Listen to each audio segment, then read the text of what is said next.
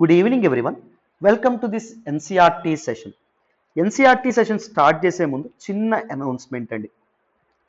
UPSC NCERT foundation course గురించి మీరు తెలుసుకోవాలి.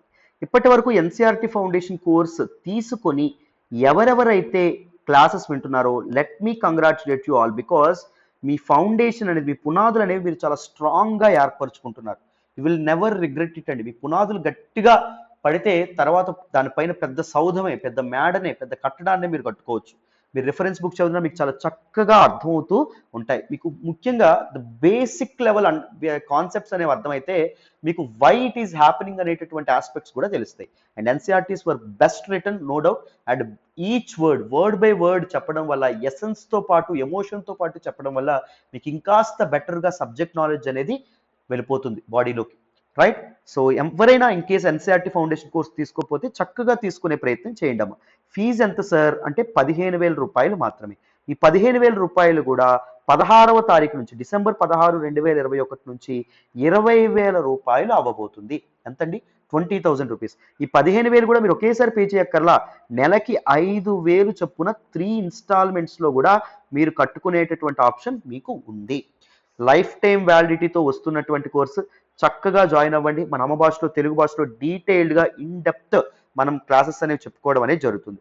And UPSC infinity already NCERT తీసుకున్న వాళ్ళు ఎవరైతే ఉన్నారో, లేకపోతే తీసుకున్న వాళ్ళైనా కన్సిడర్ జాయినింగ్ యూపీఎస్సీ ఇన్ఫినిటీ. మీరు ఎన్సీఆర్టీ ఫౌండేషన్ కోర్స్కి ఏదైతే కడతారో అది మైనస్ చేసి మిగిలింది కడితే సరిపోతుంది యూపీఎస్సీ ఫీజులోంచి. ఓకేనా? So UPSC infinity comes with life time validity as well. ఇక్కడ కూడా మీరు ఇన్స్టాల్మెంట్స్లో కట్టుకునేటటువంటి ఆప్షన్ కూడా మీకు ఇన్స్టిట్యూట్ వాళ్ళు కల్పించడం అనేది జరుగుతుంది. బేసిక్స్ నుంచి, బ్యాక్గ్రౌండ్ నుంచి డీటెయిల్డ్గా ఇన్ డెప్త్ క్లాసెస్ అన్ని చెప్పడం అనేది జరుగుతుంది. Daily mains answer writing practice ఉంటుంది. అండ్ దాంతోపాటు ఏపీపీఎస్సీ, టీఎస్పీఎస్సీ ఎక్స్ట్రా సిలబస్ ఏదైతే ఉంటుందో, ఐబీపీఎస్సీ ఎక్స్ట్రా సిలబస్, ఇవి కూడా మీ నుంచి రూపాయి కూడా తీసుకోకుండా కవర్ చేయడం అనేది జరుగుతుంది. సో చక్కగా జాయిన్ అయ్యేటటువంటి ప్రయత్నం చేయండి. ఆప్షనల్స్కి వస్తే మన ఇన్స్టిట్యూట్లో 5 ఆప్షనల్స్ అనేవి ఆఫర్ చేస్తున్నాం. ఫస్ట్ది ఏంటి అంటే ఆంథ్రపాలజీ, రెండవది ఏంటి అంటే సోషియాలజీ. ఈ రెండు నేనే చెప్తానండి. మూడవది ఏంటి అంటే పబ్లిక్ అడ్మినిస్ట్రేషన్. నాలుగవది ఏంటి అంటే political science and international relations. ఐదవది ఏంటి అంటే Telugu literature. The best guidance and support and the best notes కూడా నేను ప్రొవైడ్ చేయడం అనేది జరుగుతుంది. చక్కగా జాయిన్ అయ్యేటటువంటి ప్రయత్నం చేయండి. లైఫ్ టైం వ్యాలిడిటీతో రావడం అనేది జరుగుతుంది. సో ఇన్స్టాల్మెంట్లో 5,000 చొప్పున ఆప్షనల్ జాయిన్ అవ్వాలన్నా 5,000 చొప్పున కట్టుకునేటటువంటి ఆప్షన్, అవకాశం అనేది మీకు కనిపిస్తున్నాం. అండ్ ఒక్కటి మాత్రం చెప్తున్నాను, మీరు ఏదైనా కోర్స్ జాయిన్ అయ్యే ముందు మీరు తెలుగు రాష్ట్రాల్లో ఏదో ఒక ఇన్స్టిట్యూట్ ద బెస్ట్ ఇన్స్టిట్యూట్ అనుకుంటున్నారా, ఆ ఇన్స్టిట్యూట్ని మన ఇన్స్టిట్యూట్ని కంపేర్ చేయండి. అన్ని విధాలుగా బేసిక్స్ నుంచి, బ్యాక్గ్రౌండ్ నుంచి చెప్తున్నారా, డీటెయిల్డ్గా ఇన్ డెప్త్గా కవర్ చేస్తున్నారా, లేకపోతే no better care and support ఉందా, ఫీజు ఎంత ఉంది, వ్యాలిడిటీ ఎంత ఉంది, ఎవ్రీథింగ్ మీరు కంప్లీట్గా రీసెర్చ్ చేసిన తర్వాతే if you're convinced that our institute will do justice for you, please do join our institute. ఓకేనా నాన్న? మరి ఈరోజు క్లాస్లోకి వెళ్ళిపోదామా? జాగ్రత్తగా వినండి అమ్మా. 8th ఎన్సీఆర్టీ హిస్టరీలోని chapter 6 weavers, iron smelters and factory owners. So ఇప్పటి వరకు యూరోపియన్ పవర్స్ ఇండియన్ సాయిల్లోకి ఎలా ఎంటర్ అయినాయో మనం మాట్లాడుకున్నాం. మొదట పోర్చుగీస్ వాళ్ళు, తర్వాత డచ్ వాళ్ళు, తర్వాత బ్రిటిష్ వాళ్ళు, తర్వాత డేన్స్ వాళ్ళు, తర్వాత ఫ్రెంచ్ వాళ్ళు వచ్చారని చెప్పుకున్నాం. వీళ్ళందరూ ఇండియాతో మెర్కాంటైల్ ట్రేడింగ్లో పార్టిసిపేట్ చేసేవాళ్ళని చెప్పుకున్నాం. అంటే ఇండియాలో వస్తువులను తక్కువగా కొని యూరప్కి తీసుకెళ్లి ఎక్కువ అమ్మడం ద్వారా ప్రాఫిట్స్ అనేవి చేసుకోవడం. కానీ కాంపిటీటర్స్ అనే వాళ్ళు పెరగడం వల్ల ప్రాఫిట్ మార్జిన్ ఏదైతే ఉంటుందో అది పడిపోయింది. కాబట్టి ఒకరితో ఒకరు విద్వేషాలు పెంచుకున్నారని చెప్పుకున్నాం. ఒకరి షిప్స్ని ఇంకొకరు అటాక్ చేయడం కానీ, ఒకరి వేర్ హౌసెస్ని ఇంకొకరు అటాక్ చేయడం కానీ, ఇలాంటి పరిస్థితుల గురించి మాట్లాడుకున్నాం. వాళ్ళ మధ్య జరిగినటువంటి అంతర్గత యుద్ధాలు ఏవైతే ఉన్నాయో, ఇంటర్నల్ కాన్ఫ్లిక్ట్స్ ఏవైతే ఉన్నాయో, this spill over on Indian rulers మీద కూడా ప్రభావం పడిందని మనం మాట్లాడుకున్నాం. మొత్తానికి ఈ కాంపిటీషన్ ఏదైతే ఉంటుందో, యూరోపియన్ పవర్స్ మధ్య ఉన్నటువంటి కాంపిటీషన్లో మొదట డచ్ వాళ్ళు వైదొలుగుతారు, తర్వాత డేన్స్ వాళ్ళు, తర్వాత పోర్చుగీస్ వాళ్ళు కూడా వైదొలగడంతో ఓన్లీ ఇద్దరే మిగులుతారు. ఒకరు బ్రిటిష్ వాళ్ళు, ఇంకొకరు ఫ్రెంచ్ వాళ్ళు. వీళ్ళిద్దరి మధ్య జరిగినటువంటి కాంపిటిటివ్ వార్లో ఫైనల్గా బ్రిటిష్ గెలుపొందడం అనేది జరుగుతుంది. Then after British wanted supremacy over India because economy and politics are very interlinked. If you want to conquer the economy, if you want to rule over the economics of a country, you must be politically superior, you must be powerful, right? So slowly British wanted to establish their supremacy over India, paramountcy over India. So ఈ వీళ్ళ కోరిక దేనికి దారితీస్తుందంటే different రూలర్స్తో కాన్ఫ్లిక్ట్స్కి దారితీయడం అనేది జరుగుతుంది, different పీజెంట్స్తో కాన్ఫ్లిక్ట్స్లోకి రావడం అనేది జరుగుతుంది. వీళ్ళు తీసుకొచ్చినటువంటి ఫారెస్ట్ పాలసీస్ కొంతమంది ట్రైబల్స్తో కూడా వీళ్ళు గొడవ పడడానికి కారణం అవ్వడం అనేది జరుగుతుంది. డిఫరెంట్ సెక్షన్స్ ఆఫ్ పీపుల్ వీళ్ళు ఎలా చేసినటువంటి క్రిస్టియన్ మిషనరీస్ 1820s తర్వాత క్రిస్టియన్ మిషనరీస్ భారతదేశంలోకి రావడం మొదలెట్టినాయి. సో దానివల్ల this conservational traditional Indian Hindu communities ఏవైతే ఉన్నాయో అవన్నీ బ్రిటిష్ వాళ్ళకి ఎగనెస్ట్గా మారడం అనేది జరిగింది.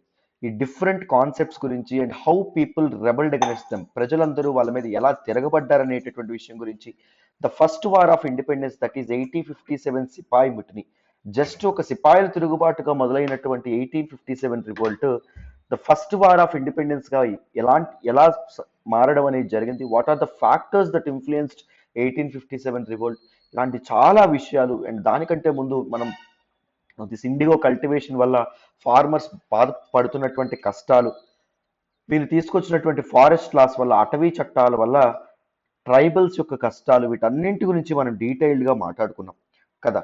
సో ఇప్పుడు ప్రజల జీవితాలు ఇంకెలా మారబోతున్నాయి, this weavers, iron smelters and factory owners, who are these? So వీళ్ళకి బ్రిటిష్ వాళ్ళకి సంబంధం ఏంటి? సో బ్రిటిష్ వాళ్ళ తాలూకు తమ వ్యాపారాన్ని ఎలా విస్తరించుకుంటూ పోయారు? సో ఇలాంటి ఇంట్రెస్టింగ్ విషయాలు ఏవైతే ఉన్నాయో ఈ చాప్టర్లో మనం నేర్చుకుంటాం. జాగ్రత్తగా వినండి, ఫోకస్డ్గా వినండి, మీకు ఈజీగా ఈ చాప్టర్ అనేది అర్థమైపోతుంది. చూడండి అన్న, weavers, iron smelters and factory owners, very very important. ఇక్కడ కనిపిస్తున్నటువంటి పిక్చర్ చూడండి. Trading ships on the port of Surat in the 17th century, 17వ శతాబ్దంలో అప్పుడప్పుడే ఇండస్ట్రియల్ రెవల్యూషన్, పారిశ్రామిక విప్లవం అనేది యూరప్లో మొదలవుతున్నటువంటి సమయంలో సూరత్లోకి వచ్చినటువంటి trading ships. Surat in Gujarat on the west coast of India was one of the most important ports of the Indian Ocean trade. హిందూ మహాసముద్రంలో జరిగినటువంటి ఆ కాలంలో జరిగినటువంటి వాణిజ్యంలో కీ రోల్ ప్లే చేసినటువంటి one of the very important port ఏంటంటే Surat. Surat is in present day Gujarat and ఇది ఇండియా యొక్క వెస్టర్న్ కోస్ట్ పైన ఉండడం అనేది జరిగింది. Dutch and English trading ships began using the port from the early 17th century. Dutch ships and English ships, British ships ఈ పోర్ట్ని వాడుకోవడం అనేది మొదలుపెట్టినాయండి. ఎప్పుడండి? 17వ శతాబ్దం మొదటి నుంచి. Its importance declined in the 18th century. కానీ ఈ సూరత్ పోర్ట్ యొక్క ఇంపార్టెన్స్ ఏదైతే ఉందో అది 18th centuryలో డిక్లైన్ అవ్వడం అనేది జరిగింది. ఎందుకు డిక్లైన్ అయిందనేటటువంటి విషయం కూడా మనం మాట్లాడుకుంటాం. This chapter tells the story of the crafts and industries of India during the British rule. British వాళ్ళు భారతదేశాన్ని పరిపాలిస్తున్నటువంటి సమయంలో క్రాఫ్ట్స్ అండ్ దాంతోపాటు ఇండస్ట్రీస్ భారతదేశంలో ఏ విధంగా ఉండేవి. బై ఫోకసింగ్ ఆన్ 2 ఇండస్ట్రీస్, ముఖ్యంగా దీనిలో ఫోకస్ 2 ఇండస్ట్రీస్ మీద ఇచ్చారు. ఒకటవది టెక్స్టైల్స్, రెండవది ఏంటి అంటే ఐరన్ అండ్ స్టీల్ అమ్మ. Both these industries were crucial for the industrial revolution in the modern world. So అప్పుడే ప్రపంచంలో స్టార్ట్ అయినటువంటి ఇండస్ట్రియల్ రెవల్యూషన్, పారిశ్రామిక విప్లవం ఏదైతే ఉంటుందో, విప్లవంలో చాలా ఇంపార్టెన్స్ ఉన్నటువంటి ఇండస్ట్రీస్ ఏంటి అంటే 2 ఇండస్ట్రీస్. ఒకటి టెక్స్టైల్ ఇండస్ట్రీ, సెకండ్ ఇండస్ట్రీ ఏంటి అంటే ఐరన్ అండ్ స్టీల్ ఇండస్ట్రీ. వీటికి చాలా చాలా ఇంపార్టెన్స్ అనేది ఉండడం అనేది జరిగింది, right? Mechanised production of cotton textiles made Britain the foremost industrial nation in the 19th century. So cotton textiles, cotton ద్వారా బట్టలు ఏవైతే ఉన్నాయో తయారు చేయడం ఏదైతే ఉంటుందో, అది వాటిని మెషిన్స్ ద్వారా తయారు చేసే విధానం ఏదైతే ఉంటుందో అది బ్రిటన్లో మొదలవడం వల్ల బ్రిటన్ అనేది ఒక ఇండస్ట్రియల్ నేషన్గా ఎదగడం అనేది జరిగింది by the end of 19th century. And when its iron and steel industry started growing from 1850s, Britain came to be known as the workshop of the world. So ఏం జరిగింది? So iron and steel ఏదైతే ఉంటుందో, iron and steel industry కూడా అప్పుడప్పుడే 1850ల సమయానికి పెరగడం వల్ల so Britain came to be known as the workshop of the world. ఇప్పుడు మనకి చైనాని manufacturing hub of the world అని ఎలా అంటున్నామో, అప్పుడు బ్రిటన్ ని వర్క్షాప్ ఆఫ్ ద వరల్డ్ అని చెప్పి అనేవారు. ఈ రకాలైనటువంటి వస్తువులు, బట్టలు, టెక్స్టైల్స్ అన్ని అక్కడే తయారవ్వడం అనేది జరిగింది. The industrialisation of Britain had a close connection with the conquest and colonization of India. Britain అనేది ఇండస్ట్రియలైజ్ అవ్వడం అంటే పారిశ్రామికీకరణ చెందడం, అక్కడ ఇండస్ట్రీస్ అనేవి ఎవాల్వ్ అవ్వడం అండ్ దాంతోపాటు British conquest of India and colonisation of India, British వాళ్ళు భారతదేశాన్ని పరిపాలించడం వెనక చాలా దగ్గర సంబంధం ఉంది, క్లోజ్ లింక్ ఉంది. ఆ లింక్ ఏంటో ఈ చాప్టర్లో మాట్లాడుతున్నారు, వినండి. We have seen how the English East India Company's interest in trade led to occupation of territory and how the pattern of trade changed over the decades. ఇప్పటి వరకు మనం ఏం చదువుకోవడం అనేది జరిగింది, ఇంగ్లీష్ ఈస్ట్ ఇండియా కంపెనీ ఏదైతే ఉంటుందో దానికి వాణిజ్యం మీద ఎంత ఇంట్రెస్ట్ అనేది ఉండడం అనేది జరిగిందో మనం నేర్చుకున్నాం. సో ట్రేడ్ వారి మీద ఇంగ్లీష్ ఈస్ట్ ఇండియా కంపెనీకి ఉన్నటువంటి ఇంట్రెస్ట్ వాళ్ళ టెరిటోరీస్ని ఆక్రమించుకోవడానికి, ఇండియన్ టెరిటోరీస్ని ఆక్రమించుకోవడానికి ఎలా కారణమైందో మనం మాట్లాడుకున్నాం.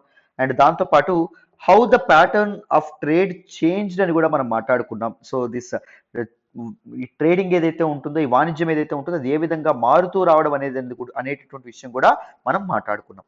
In the late 18th century, the company was buying goods in India and exporting them to England and Europe, making profit through this sale. So 18వ శతాబ్దపు చివరి నాటికి కంపెనీ గూడ్స్, వస్తువులు ఏవైతే ఉన్నాయో అవి ఇండియాలో కొనుక్కొని వాటిని ఇంగ్లాండ్ అండ్ యూరప్కి ఎక్స్పోర్ట్ చేసి మర్కాంటైల్ ట్రేడింగ్ ద్వారా ప్రాఫిట్, లాభం చేసుకునేదని మనం ఆల్రెడీ మాట్లాడాం. With the growth of industrial production, British industrialists began to see India as a vast market for their industrial products.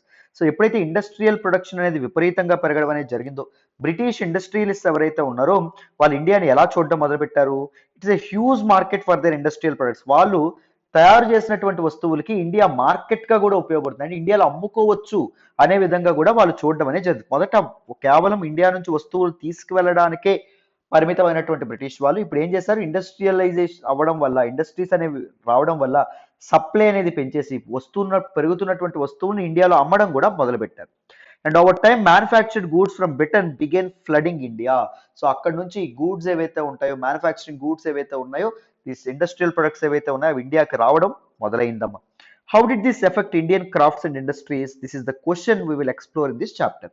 మరి బ్రిటిష్ ప్రొడక్ట్స్ ఏవైతే ఉన్నాయో, బ్రిటిష్ మేడ్ ప్రొడక్ట్స్ అనేవి భారతదేశంలోకి ఎంటర్ అవ్వడం వల్ల ఇండియన్ క్రాఫ్ట్స్ అండ్ ఇండస్ట్రీస్ ఏవైతే ఉన్నాయో, భారత కళాకృతులు అండ్ దాంతోపాటు ఇండస్ట్రీస్ ఏవైతే ఉన్నాయో వాటి మీద ఎలాంటి ఇంపాక్ట్ అనేది చూపించడం అనేది జరిగింది, ఎలాంటి అడ్వర్స్ ఇంపాక్ట్స్ అనేది చూపించడం అనేది జరిగింది అనేటటువంటి విషయాన్ని మనం ఈ చాప్టర్లో నేర్చుకుంటాం. జాగ్రత్తగా వినండి. Indian textiles and the world market. So Indian టెక్స్టైల్స్కి అండ్ ప్రపంచ మార్కెట్కి మధ్య ఉన్నటువంటి సంబంధం ఏంటి, ఇండియన్ టెక్స్టైల్ ఇండస్ట్రీ ఎలా ఎఫెక్ట్ అవ్వడం అనేది జరిగింది because of industrial revolution. It is first look at textile production. Textile industry గురించి మొదట మాట్లాడదాం, తర్వాత ఐరన్ అండ్ స్టీల్ ఇండస్ట్రీ గురించి మాట్లాడదాం, వినండి. Around 1750, before the British conquered the Bengal, India was by far the world's largest producer of cotton textiles. 1750ల సమయానికి, before British conquered Bengal, battle of Plassey, battle of Buxar యుద్ధాల ద్వారా బ్రిటిష్ వాళ్ళు బెంగాల్ని గెలుచుకోవడం అనేది జరిగిందని మీ అందరికీ తెలుసు. సో దానికంటే ముందు India was by far the world's largest producer of cotton textiles. Cotton textiles ప్రొడక్షన్లో ఇండియా అనేది అప్పుడు నెంబర్ 1గా ఉండేది.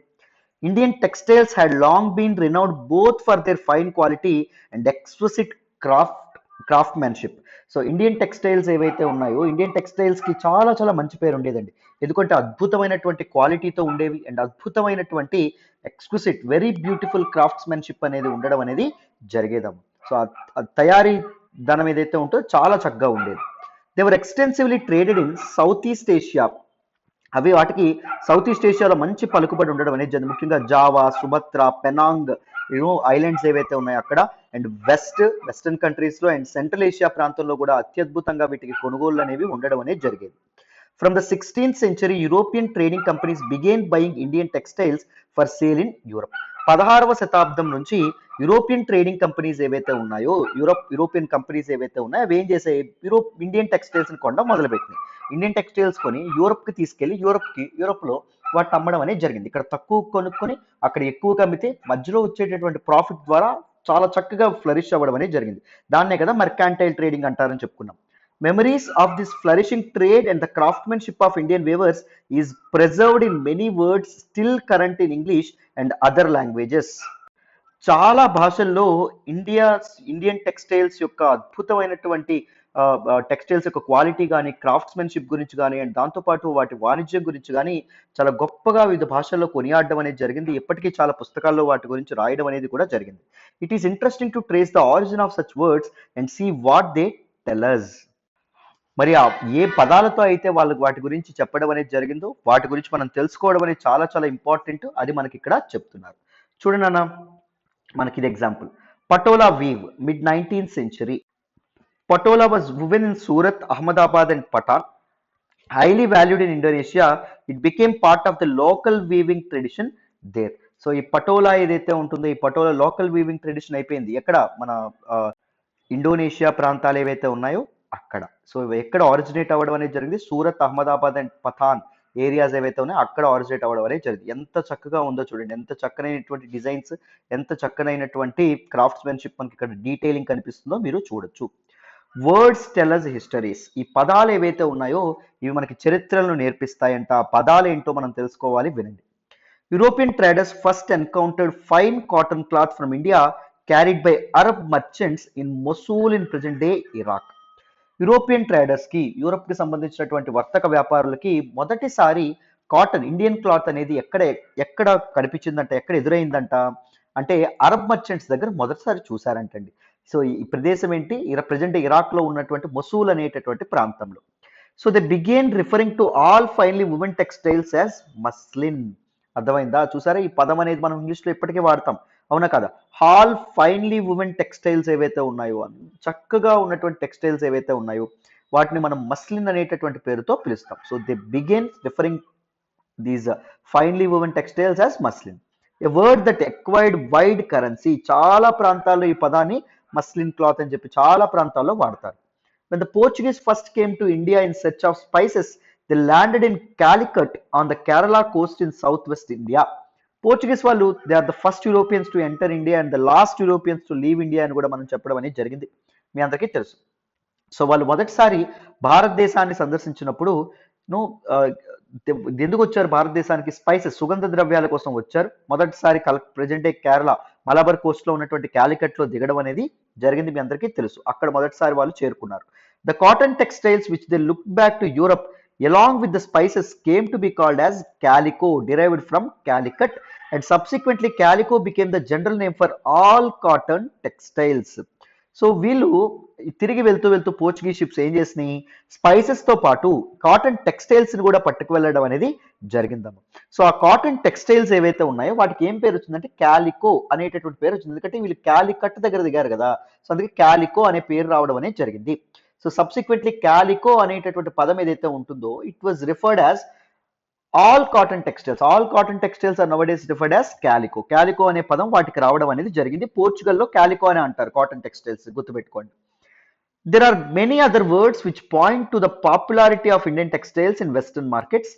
సో వెస్టర్న్ మార్కెట్స్ లో, పాశ్చాత్య దేశాల్లో ఇండియన్ టెక్స్టైల్స్ కి చాలా చాలా మంచి పదాలు ఉండడం అనేది జరిగింది.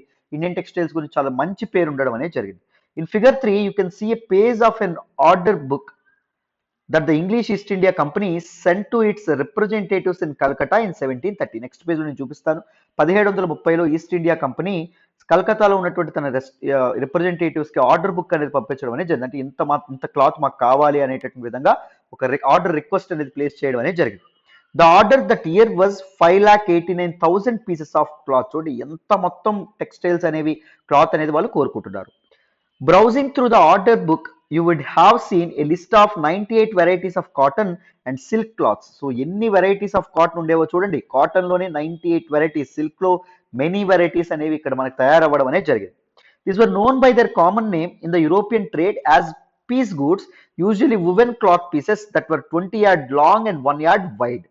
అండ్ ఈచ్ వెరైటీ ఏదైతే ఉంటుందో దాన్ని యూరోపియన్ ట్రేడ్ లో వాటి కామన్ నేమ్ తో పిలవడం అనేది జరిగింది, పీస్ గూడ్స్ గా పిలవడం అనేది జరిగింది. They are usually woven cloth pieces that were 20 yards long. Each piece ఏదైతే ఉందో ఈచ్ పీస్ ఎంత ఉంటుంది? సో 20 yards లాంగ్ ఉండడం అనేది జరుగుతుంది, అంత పొడుగు, అండ్ దాంతో పాటు 1 yard వైడ్, అంత వెడల్పు అనేది ఉండడం అనేది జరుగుతుందంట. అర్థమైందా? సో ఇంత మొత్తంలో ఇక్కడ మీరు అర్థం చేసుకోవాల్సింది, these are all not the important terms and important matters. So ఇక్కడ మీరు అర్థం చేసుకోవాల్సింది ఇంత మొత్తంలో ట్రేడ్ అనేది జరుగుతుంది. ఇండియన్ గూడ్స్ కి అంత మొత్తంలో డిమాండ్ అనేది ఉండేదంట. మీరు ఆలోచించుకోండి, ఇంత కోరుకుంటున్నారు అంటే. అర్థమైందా? నెక్స్ట్ చూడండి. సో ఆర్డర్ బుక్ అని చెప్పాం కదా, అదేనండి. A page from an order book of the East India Company in 1730. 1730లో ఈస్ట్ ఇండియా కంపెనీ ద్వారా, ఈస్ట్ ఇండియా కంపెనీ నుంచి బెంగాల్ రిప్రజెంటేటివ్స్ ఎవరైతే ఉన్నారో వాళ్ళకి వచ్చినటువంటి ఒక order copy. Notice how each item in the order book was carefully priced in London. So ఎంత చక్కగా దాని ప్రైస్ అనేది నిర్ధారించడం అనేది జరిగిందో మీరు ఇక్కడ గమనించవచ్చు. ఇదిగోండి, these are the prices and all. These orders had to be placed 2 years in advance because this was the time required to send orders to India, get the specific clothes woven and shipped to Britain. So ఈ order book అనేది 2 సంవత్సరాల ముందు పంపించాల్సి వచ్చేదంట. ఇప్పుడు 2023లో కావాలంటే ఇప్పుడే మీరు పంపించాలి. ఎందుకంటే పంపించిన ఆర్డర్ మేరకు అక్కడ టెక్స్టైల్స్ ఏవైతే ఉన్నాయో వాటిని ఉవెన్ చేసి, అంటే వాటిని వడికించి ఆ టెక్స్టైల్స్ ని బ్రిటన్ కి షిప్ చేస్తారన్నమాట. Once cloth pieces arrived in London they were put up for option and sold. So ఈ క్లాత్ పీసెస్ అన్ని లండన్ చేరుకోగానే వాటిని వేలం వేసి వాటిని అమ్మడం అనేది జరుగుతుంది. ఎంత పర్ఫెక్ట్ గా వాటికి రేట్ అనేది నిర్ధారించడం అనేది జరిగిందో చూడండి. Now look at the names of the different varieties of cloth in the book. Among as the pieces ordered in bulk were printed cotton cloths called chinch, kozias and bandana. So these are different varieties of cotton cloths, and these are different varieties of cotton cloth. Do you know where the English term chinch comes from? So a variety of cloth chinch అనేటటువంటి పదం ఎక్కడి నుంచి వచ్చిందో మీకు అర్థమవుతుందా? It is derived from the Hindi word chint, a cloth with small and colorful flowery designs. అర్థమైంది? Cloth with small and colourful flowers ఏవైతే ఉన్నాయో వాటితో ఉన్నటువంటి దాన్ని చింత్ అంటారు. దాని నుంచి దానికి పేరేం రావడం అనేది జరిగింది, చింజ్ అనేటటువంటి పదం రావడం అనేది జరిగింది. From the 1680s they started a craze for printed Indian cotton textiles in England and Europe mainly for their exclusive floral designs, fine texture and relative cheapness. 1680ల సమయంలో ఇండియన్ టెక్స్టైల్స్ కి చాలా క్రేజ్ అనేది పెరగడం అనేది జరిగిందమ్మా, ప్రింటెడ్ ఇండియన్ కాటన్ టెక్స్టైల్స్ కి. And దాంతో పాటు for their exclusive floral designs, అద్భుత పువ్వుల షేపులో అద్భుతమైనటువంటి designs and fine texture and దాంతో పాటు రిలేటివ్ చీప్నెస్, చాలా చీప్ గా కూడా దొరకడం అనేది జరిగింది వేరే ప్రాంతాలతో పోలిస్తే. Rich people of England including the queen herself wore clothes of Indian fabric తో తయారు చేసినటువంటి అద్భుతమైనటువంటి వస్త్రాల్ని ఈవెన్ క్వీన్ బ్రిటిష్ క్వీన్ ఎవరైతే ఉన్నారో ఆవిడ కూడా ధరించే వాళ్ళంట. Elite people and rich people Indian cotton textiles ఏవైతే ఉన్నాయో వాటితో చేసినటువంటి బట్టల్ని ధరించడానికి చాలా ఇష్టపడే వాళ్ళంట. Similarly the word bandana now refers to any brightly coloured and printed scarf for the neck or head. So bandana అనేటటువంటి పదం ఇప్పుడు దాన్ని దేనికి రిఫర్ చేస్తున్నారు, బ్రైట్లీ కలర్డ్, చాలా బ్రైట్ గా ఉండేటటువంటి అండ్ ప్రింటెడ్ స్కార్ఫ్ ఏవైతే ఉన్నాయో no for the neck or head, neck చుట్టూ మనకి మెడ చుట్టూ పెట్టుకోవడానికి అండ్ దాంతోపాటు లేకపోతే తల చుట్టూ తలపాగాలా కట్టుకునేటటువంటివి ఏవైతే ఉంటాయో వాటిని బంధన అంటారు. అది దాన్ని ఇప్పటికీ వాడడం అనేది జరుగుతుంది. Originally the term derived from the word బంధన. బంధన అంటే ఏంటి అంటే టైయింగ్ అండ్ డైయింగ్, అర్థమైందా? అంటే కట్టడము అని చెప్పడం అనేది జరుగుతుంది. సో హిందీలో ఉన్నటువంటి ఆ పదం నుంచి ఈ బంధన అనేటటువంటి ఏదైతే ఉందో ఆ పదం రావడం అనేది జరిగింది. సో ఈవెన్ యూరోపియన్స్ ఆ పదాన్ని వాళ్ళు వాడుతూ రావడం అనేది జరిగింది, but in their own style. అర్థమైందా? రైట్. ఇక్కడ చూడండి, jamdani weave early 20th century. Jamdani is a fine muslin అంటే ఫైన్ క్వాలిటీ కాటన్ టెక్స్టైల్ మనం మాట్లాడుకున్నాం. On which decorative motifs are woven on the loom. చూడండి, డెకరేటివ్ ఆస్పెక్ట్స్ ఏవైతే ఉన్నాయో అవి వడకడం అనేది జరిగింది, వీవ్ చేయడం అనేది జరిగింది. Typical in grey and white, grey colour and white colour లో దీన్ని డెకరేట్ చేస్తారండి. Often a mixture of cotton and gold thread was used. So ఏం చేస్తారు, కాటన్ థ్రెడ్ అండ్ దాంతోపాటు గోల్డ్ థ్రెడ్ ఏదైతే ఉంటుందో దాన్ని వాడడం అనేది జరుగుతుంది. As in the cloth in this picture, మీకు ఈ పిక్చర్ లో కనిపించినట్టు దాన్నే వాడడం అనేది జరుగుతుంది. The most important centres of jamdani weaving were Dhaka in Bengal and Lucknow in the United province. ఈ ప్రాంతాల్లో దిస్ పర్టికులర్ జమ్దాని మస్లిన్ ఏదైతే ఉంటుందో దాన్ని తయారు చేసేవాళ్ళండి. And in the early times ఈ క్లాత్ ఏదైతే ఉంటుందో ఈ టెక్స్టైల్స్ ఏవైతే ఉన్నాయి వీటిని ఎక్స్పోర్ట్ చేసేవాళ్ళు. ఎక్కడికి ఎక్స్పోర్ట్ చేసేవాళ్ళు అన్న అంటే యూరప్కి ఎక్స్పోర్ట్ చేయడం అనేది జరిగింది. సో ఎప్పుడైతే ఇండస్ట్రియల్ రెవల్యూషన్ అనేది రావడం అనేది జరిగిందో వీళ్ళందరికీ ప్రాబ్లమ్స్ ఏర్పడడం అనేది జరిగింది. ఎందుకంటే మెకనైజ్డ్ మ్యానుఫ్యాక్చరింగ్ ఎప్పుడైతే వచ్చిందో చాలా తక్కువ రేటుకి టెక్స్టైల్స్ అనేవి రావడం మొదలుపెట్టి ఇండియన్ టెక్స్టైల్స్ ఎవరు కొనడం అనేది మానేశారు. So because of industrial revolution these artisans ఎవరైతే ఉన్నారో వాళ్ళు చాలా సఫర్ అవ్వడం అనేది జరిగింది. అది మనకి ఇక్కడ చెప్తున్నారు. నెక్స్ట్ చూడండి అమ్మా. సో మీరు ఇక్కడ చూడొచ్చు, ఇక్కడ పిక్చర్ లో మీకు కనిపిస్తున్నటువంటిది ఏంటి, printed design on fine cloth that is chintz which is produced in Masulipatnam Andhra Pradesh లో ప్రొడ్యూస్ అయినటువంటి one of the fine quality textile in mid 19th century. 19వ శతాబ్దపు మధ్య భాగంలో ఇంత అద్భుతమైనటువంటి టెక్స్టైల్స్ ని ఇండియా అనేది ప్రొడ్యూస్ చేయడం అనేది జరిగింది. This is fine example of the type of chintz produced for the export to Iran and Europe. Iran and యూరప్కి ఎక్స్పోర్ట్ చేయడానికి this fine quality of chintz ఏదైతే ఉంటుందో అది ఇక్కడ మసూలిపట్నం ఆంధ్రప్రదేశ్లో ప్రొడ్యూస్ చేస్తూ ఉండడం అనేది జరిగింది నాన్న. These are some important aspects that you need to remember. ఎంత ఇండియన్ టెక్స్టైల్స్కి ఆల్ త్రూఅవుట్ ద వరల్డ్ ఎంత డిమాండ్ ఉందో మీరు దీన్ని బట్టి అర్థం చేసుకోవచ్చు. There were other clothes in the order book that were noted by their place of origin. ఈ ఆర్డర్ బుక్ లో మనం ముందు చూసాం కదా, దానిలో అదర్ నేమ్స్ కూడా ఉన్నాయి చూడండి. కాసిం బజార్ అనేటటువంటి పేరుతో, పాట్నా అనేటటువంటి పేరుతో, కల్కటా అనేటటువంటి పేరుతో, ఒరిస్సా, చర్పూర్ అనేటటువంటి పేరుతో ఉండడం అనేది జరిగింది. The wide spread use of such words shows how popular Indian textiles had become in different parts of the world. ప్రపంచం నలుమూలల ఇండియన్ టెక్స్టైల్స్ ఏవైతే ఉన్నాయో వాటికి ఎంత పాపులారిటీ అనేది, ఎంత ఇంపార్టెన్స్ అనేది ఉండేదో మీరు అర్థం చేసుకోవచ్చు. సో ఇండియన్ టెక్స్టైల్ ఇండస్ట్రీ ఎంత చక్కగా ఫ్లరిష్ అవ్వాలండి, ఎంత చక్కగా లావిష్గా ఉండాలి. బట్ కానీ due to the industrial revolution కంప్లీట్గా పారిశ్రామిక విప్లవం తర్వాత ఇండియన్ టెక్స్టైల్స్ అనేవి కంప్లీట్గా పడిపోవడం అనేది జరిగింది. సో దిస్ పర్టికులర్ ఫిగర్ 6లో చూడండి, this is bandhana design early 20th century. చెప్పాం కదా డార్క్ కలర్స్లో దిస్ పర్టికులర్ డిజైన్ ఉంటుందని చెప్పి. Notice the line that runs through the middle. ఇదిగోండి ఇక్కడ ఇక్కడ మిడిల్లో రన్ అవుతున్నటువంటి లైన్ చూసారా, ఈ line. Do you know why, ఎందుకు ఆ లైన్ ఉందో తెలుసా? In this odhni two tie and dye silk pieces are seamed together with gold thread embroidery. Bandhana patterns were mostly produced in Rajasthan and Gujarat. So odhni అంటే ఏంటి అంటే దుపట్టా అని చెప్పి అర్థం. ఇక్కడ చూడండి, రెండు tie and dye silk pieces, ఇదొక సిల్క్ పీస్ అండ్ దాంతోపాటు ఇదొక silk piece, they are seam together, రెండు కలిపి కుట్టబడ్డం అనేది జరిగింది విత్ గోల్డ్ థ్రెడ్ ఎంబ్రాయిడరీ. ఒక గోల్డ్ థ్రెడ్ ఎంబ్రాయిడరీతో కలిపి కుట్టబడ్డం అనేది జరిగింది. ఎక్కువగా దీన్ని ఎక్కడ ప్రొడ్యూస్ చేస్తారంటే రాజస్థాన్ అండ్ గుజరాత్ ఏరియాస్ ఏవైతే ఉన్నాయో అక్కడ వీటిని ప్రొడ్యూస్ చేయడం అనేది జరుగుతుందంట. అర్థమైందా? These are some important aspects. ముఖ్యంగా ఈ డిజైన్స్ అనేవి ఎక్కడ ప్రొడ్యూస్ చేస్తారని కూడా అడగొచ్చు. అండ్ ఇక్కడ గుర్తుపెట్టుకోండి, మసూలిపట్నం ఏదైతే ఉంటుందో ఆంధ్రప్రదేశ్లోని మసూలిపట్నంలో చింజ్ అనేటటువంటి టెక్స్టైల్ ఏదైతే ఉంటుందో అది ప్రొడ్యూస్ చేసేవాళ్ళు. These are some important aspects that you need to remember regarding this particular page అమ్మ. ఓకేనా? మరి నెక్స్ట్ చూడండి అన్న, Indian textiles in European markets. So Indian textiles European మార్కెట్స్లో ఎంత డిమాండ్ అనేది ఉండేది, ఎంత పాపులారిటీ అనేది ఉండేది, బ్రిటిషర్స్ ఈ ట్రేడ్ అనేది ఎలా కొనసాగించడం అనేది జరిగింది, ఒకటి తర్వాత ఒకటి మనం చాలా ఇంట్రెస్టింగ్ కాన్సెప్ట్స్ అనేది తెలుసుకుంటాం. వినండి. By the early 18th century, worried by the popularity of Indian textiles, wool and silk makers in England began protesting against the import of Indian cotton textiles.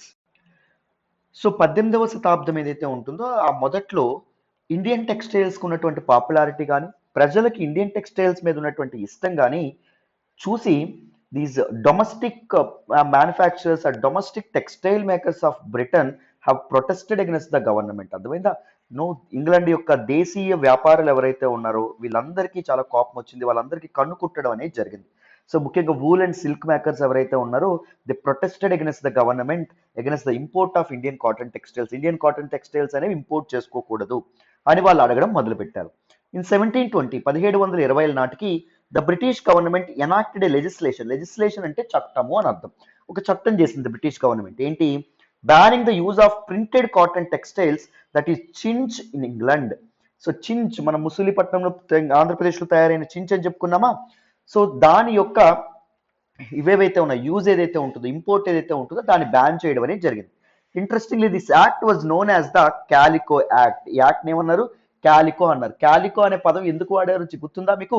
It is a broader term for all the cotton textiles. గుర్తుందా? So Calicut అనేటటువంటి place ఏదైతే ఉంటుందో where the Portuguese arrived for the first time in India.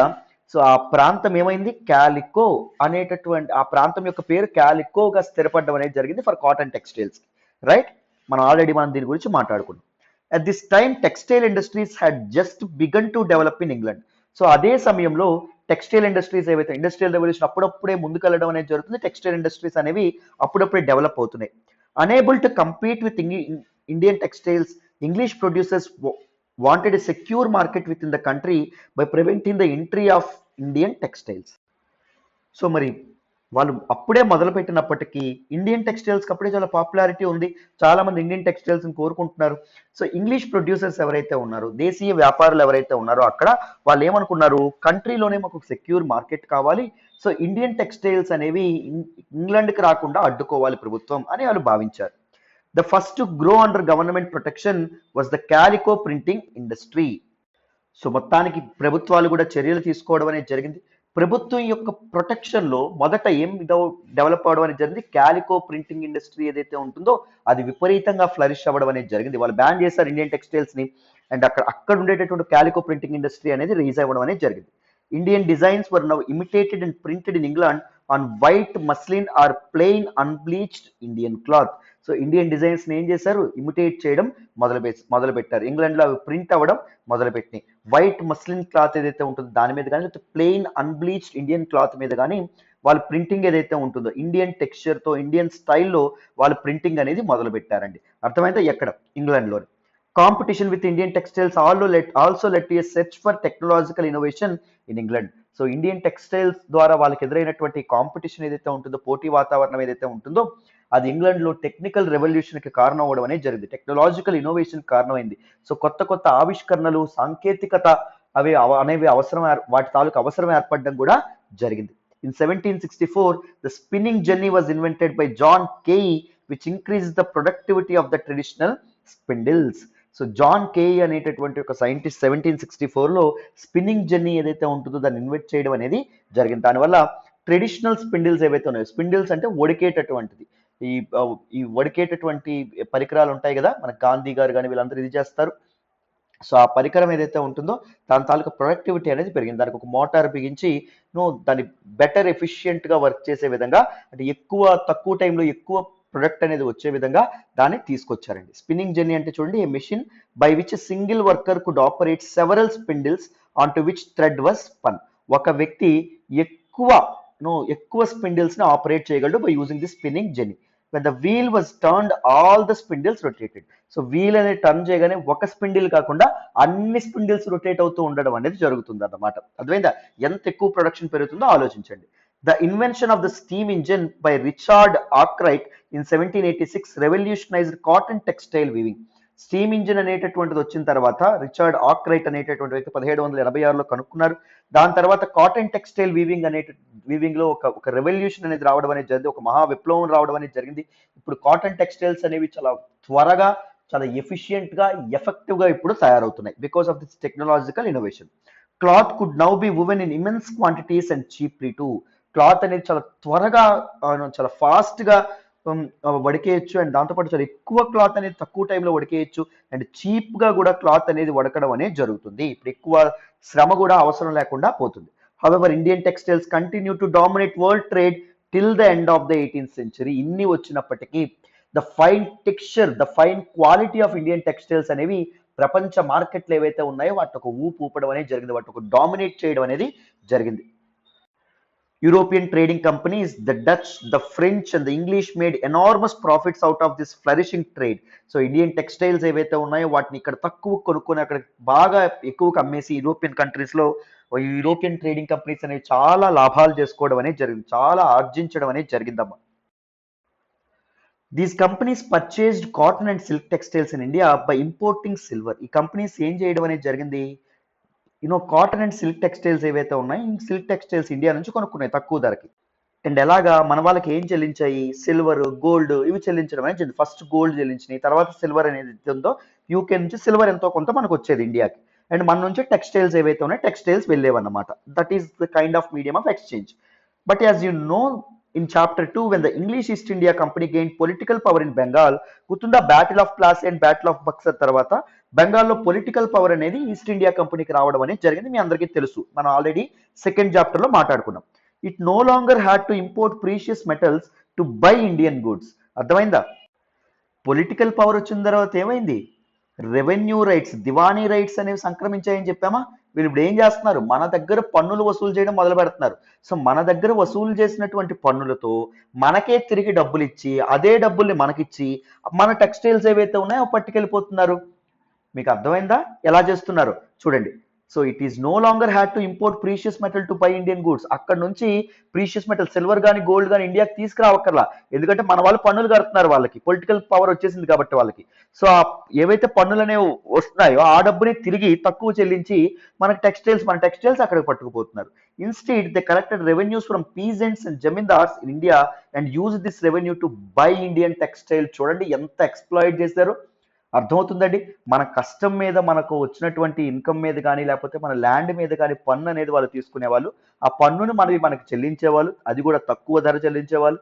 Textiles అనేవి వాళ్ళు పెట్టుకెళ్ళిపోయారు. So UK నుంచి ఏ ఒక్కటైనా ఇండియాకి వస్తుందా, ఏ రిసోర్స్ అయినా రావట్లా, కానీ ఇక్కడ మాత్రం మన రిసోర్సెస్ మొత్తం డ్రైన్ అయిపోతున్నాయి. మన టెక్స్టైల్స్, మనం సంపాదించిన డబ్బు అన్ని డ్రైన్ అయిపోవడం అనేది జరుగుతుంది. తర్వాత ఇంకాస్త ఇదవ్వడం అనేది జరుగుతుంది, ఇంకాస్త ప్రాబ్లం రావడం అనేది జరుగుతుంది. ఏంటో తెలుసా, ఇండస్ట్రియల్ రెవల్యూషన్ ద్వారా ఏదైతే ప్రొడక్షన్ ర్యాంపప్ చేయడం అనేది జరిగిందో, ప్రొడక్షన్ అనేది విపరీతంగా పెరగడం అనేది జరిగిందో, అక్కడ గూడ్స్ ని ఎక్కడికి డంప్ చేశారు, ఇండియాకి డంప్ చేశారు. సో ఇప్పుడు మన టెక్స్టైల్స్ అక్కడికి పట్టుకుపోతున్నారు. సో ఆ గూడ్స్ ఏవైతే ఉన్నాయో, తయారైన గూడ్స్ ఇక్కడ తీసుకొస్తున్నారు, ఇక్కడ తీసుకొచ్చి మన డబ్బును కూడా వాళ్ళు తీసుకెళ్లిపోతున్నారు అక్కడికి. మన హ్యూజ్ మార్కెట్ ఏదైతే ఉంటుందో అది ఉపయోగించుకొని వాళ్ళు లాభం చేసుకోవడం అనేది జరుగుతుంది. గమనించగలుగుతున్నారు నాన్న? చూడండి ఇక్కడ పిక్చర్ లో కనిపిస్తుంది చూడండి, a city view of the Dutch settlement in Cochin 17th century. 17వ శతాబ్దంలో this is the Dutch settlement అండి in Cochin. As European trade expanded, trading settlements were established at various ports. So European trade ఏదైతే ఉంటుందో అది expand అవ్వగా trading settlements ఏవైతే ఉన్నాయో అవి విపరీతంగా ఇండియాలో పోర్ట్ ఏరియాస్ విపరీతంగా పెరగడం అనేది జరిగింది. అక్కడ ఉండేటటువంటి పీపుల్ ఎవరైతే ఉన్నారో వాళ్ళు వచ్చి ఇక్కడికి స్థిరపడడం మొదలు పెట్టారు. The Dutch settlements in Cochin came up in the 17th century. So Cochin లో డచ్ సెటిల్మెంట్స్ అనేవి 17వ శతాబ్దంలో రావడం అనేది జరిగింది. Notice the fortification around the settlement around fortification చూసారా, కోట గోడ ఏదైతే ఉందో చూసారా, దుర్గము, దిస్ ఈస్ ద ఫోర్టిఫికేషన్. అర్థమైందా? రైట్, నెక్స్ట్ చూడండి. Now where were the major centres of weaving in the late 18th century? 18వ శతాబ్దపు చివరి నాటికి మేజర్ సెంటర్స్ గా ఏం ఉండడం అనేది జరిగింది చూడండి. వీవింగ్ కి అని ఇక్కడ చెప్తున్నారు. ప్లెయిన్ వైట్ స్టార్ సింబల్ పెట్టారు, checks and stripes different symbol ఒకటి ఏదో పెట్టారు, చింజ్ కి డైమండ్ సింబల్, సిల్క్ కి ట్రయాంగులర్ సింబల్ ఏదైతే ఉంటుందో అది పెట్టడం అనేది జరిగింది. ఇక్కడ చూసారా, మనం ఆంధ్రప్రదేశ్ లో చూసుకుంటే ఆంధ్రప్రదేశ్ లో మసూలిపట్నం అండ్ దాంతో పాటు పెత్తపోలి అండ్ ఇక్కడ గోల్కొండ ఏదైతే ఉంటుందో, గోల్కొండ కూడా టెక్స్టైల్స్ చాలా ఫేమస్. మనకి ఇక్కడ మాక్సిమం చూస్తే కోస్టల్ ఏరియాస్ లో ఉన్నాయి. మన తమిళనాడులో చూసుకుంటే, మనకి ఆంధ్రప్రదేశ్ లో పులికాట్ ఒకటి ఉండడం అనేది జరిగింది. మనకి తమిళనాడులో చూసుకుంటే మద్రాసు, పాండిచ్చేరి, నాగపట్నం, తంజావూర్ అండ్ ఇక్కడ చూస్తే మధుర అండ్ దాంతోపాటు కాలికట్, గోవా, బాంబే, సూరత్, క్యాంబే, అహ్మదాబాద్, పఠాన్ అండ్ బర్హాన్పూర్, కల్కట్టా, ఢాకా, పాట్నా, దాంతోపాటు బెనారస్, దాంతోపాటు Agra, Delhi, Jaipur and the acted as a very important weaving centres అండి. లాహోర్, సర్హింద్, సమానా, ఇవన్నింట్లో వీవింగ్ ఏదైతే ఉంటుందో చేసి, సో ఇక్కడ తయారైనటువంటి టెక్స్టైల్స్ ఏవైతే ఉన్నాయో ఈ టెక్స్టైల్స్ ని వాళ్ళు అక్కడికి పట్టుకుపోవడం అనేది జరిగింది. ఎవరండి? Britishers. If you look at the map, you will notice that textile production was concentrated in 4 regions in the early 19th century. Textile production ఏదైతే ఉందో అది కేవలం 4 ప్రాంతాలకు మాత్రమే పరిమితం అవడం అనేది జరిగింది 19వ శతాబ్దపు మొదటి నాలుగులో. Bengal was one of the most important centre. Bengal is one of the most important centre. In the centre of the locus point ఏంటి? Calcutta. Located along the numerous rivers in the delta, the production centers in Bengal could easily transport goods to distant places. So numerous reverse మీరు చూసుకుంటే river Bhagirathi ఏదైతే ఉంటుందో and దాంతోపాటు river Brahmaputra, ఇవన్నీ మనకి బెంగాల్లో flow అవ్వడం అనేది జరుగుతుంది. సో అక్కడ బెంగాల్లో ప్రొడక్షన్ సెంటర్స్ చాలా ఉండడం అనేది జరిగింది. సో దిస్ ఇన్లాండ్ నావిగబుల్ వాటర్స్ ఏవైతే ఉన్నాయో వాటి ద్వారా ఈ గూడ్స్ ఏవైతే ఉంటాయో వాటిని ఈజీగా ట్రాన్స్పోర్ట్ చేయడం అనేది జరిగింది. Do not forget that in the early 19th century, railways had not developed and roads were only just beginning to be laid on an extensive scale. So దీన్ని బట్టి మనం ఏం అర్థం చేసుకోవచ్చు, ట్రాన్స్పోర్ట్ అనేది కేవలం వాటర్ గుండా మాత్రమే అవ్వడం అనేది జరిగింది, సముద్ర మార్గాల గుండా లేకపోతే నీటి మార్గాల గుండా మాత్రమే జరగడం అనేది జరిగింది. వేరాజ్ మనకి ఇదేదైతే ఉందో రైల్వేస్ ఏవైతే ఉన్నాయో అవి ఇంకా డెవలప్ అవ్వలేదు. రైల్వేస్ అనేవి డెవలప్ అవ్వడానికి చాలా టైం పట్టింది, ఆల్మోస్ట్ 1840s టైం పట్టడం అనేది జరిగింది. అండ్ రోడ్స్ కూడా దేవర్ నాట్ బిగిన్ అనే లార్జ్ స్కేల్, పెద్ద స్కేల్లో పెద్ద స్థాయిలో రోడ్స్ కూడా ఇంకా కన్స్ట్రక్షన్ జరగలేదు అప్పటికి. Decca or Dhaka in eastern Bengal, that is now in Bangladesh, was the foremost textile center in 18th century. 18వ శతాబ్దంలో అది one of the very important textile centre అని చెప్పి మనకు చెప్తున్నారు. It was famous for it's mulmul and దాంతోపాటు Jamdani weaving. Mulmul and Jamdani are two types of very fine quality weaving procedure అండి. So ఆ weaving కి ఆ టెక్స్టైల్స్ కి చాలా చాలా ఫేమస్ అని చెప్పి చెప్తున్నారు ఢాకా. ముల్ముల్ అండ్ దాంతో పాటు జమ్దాని.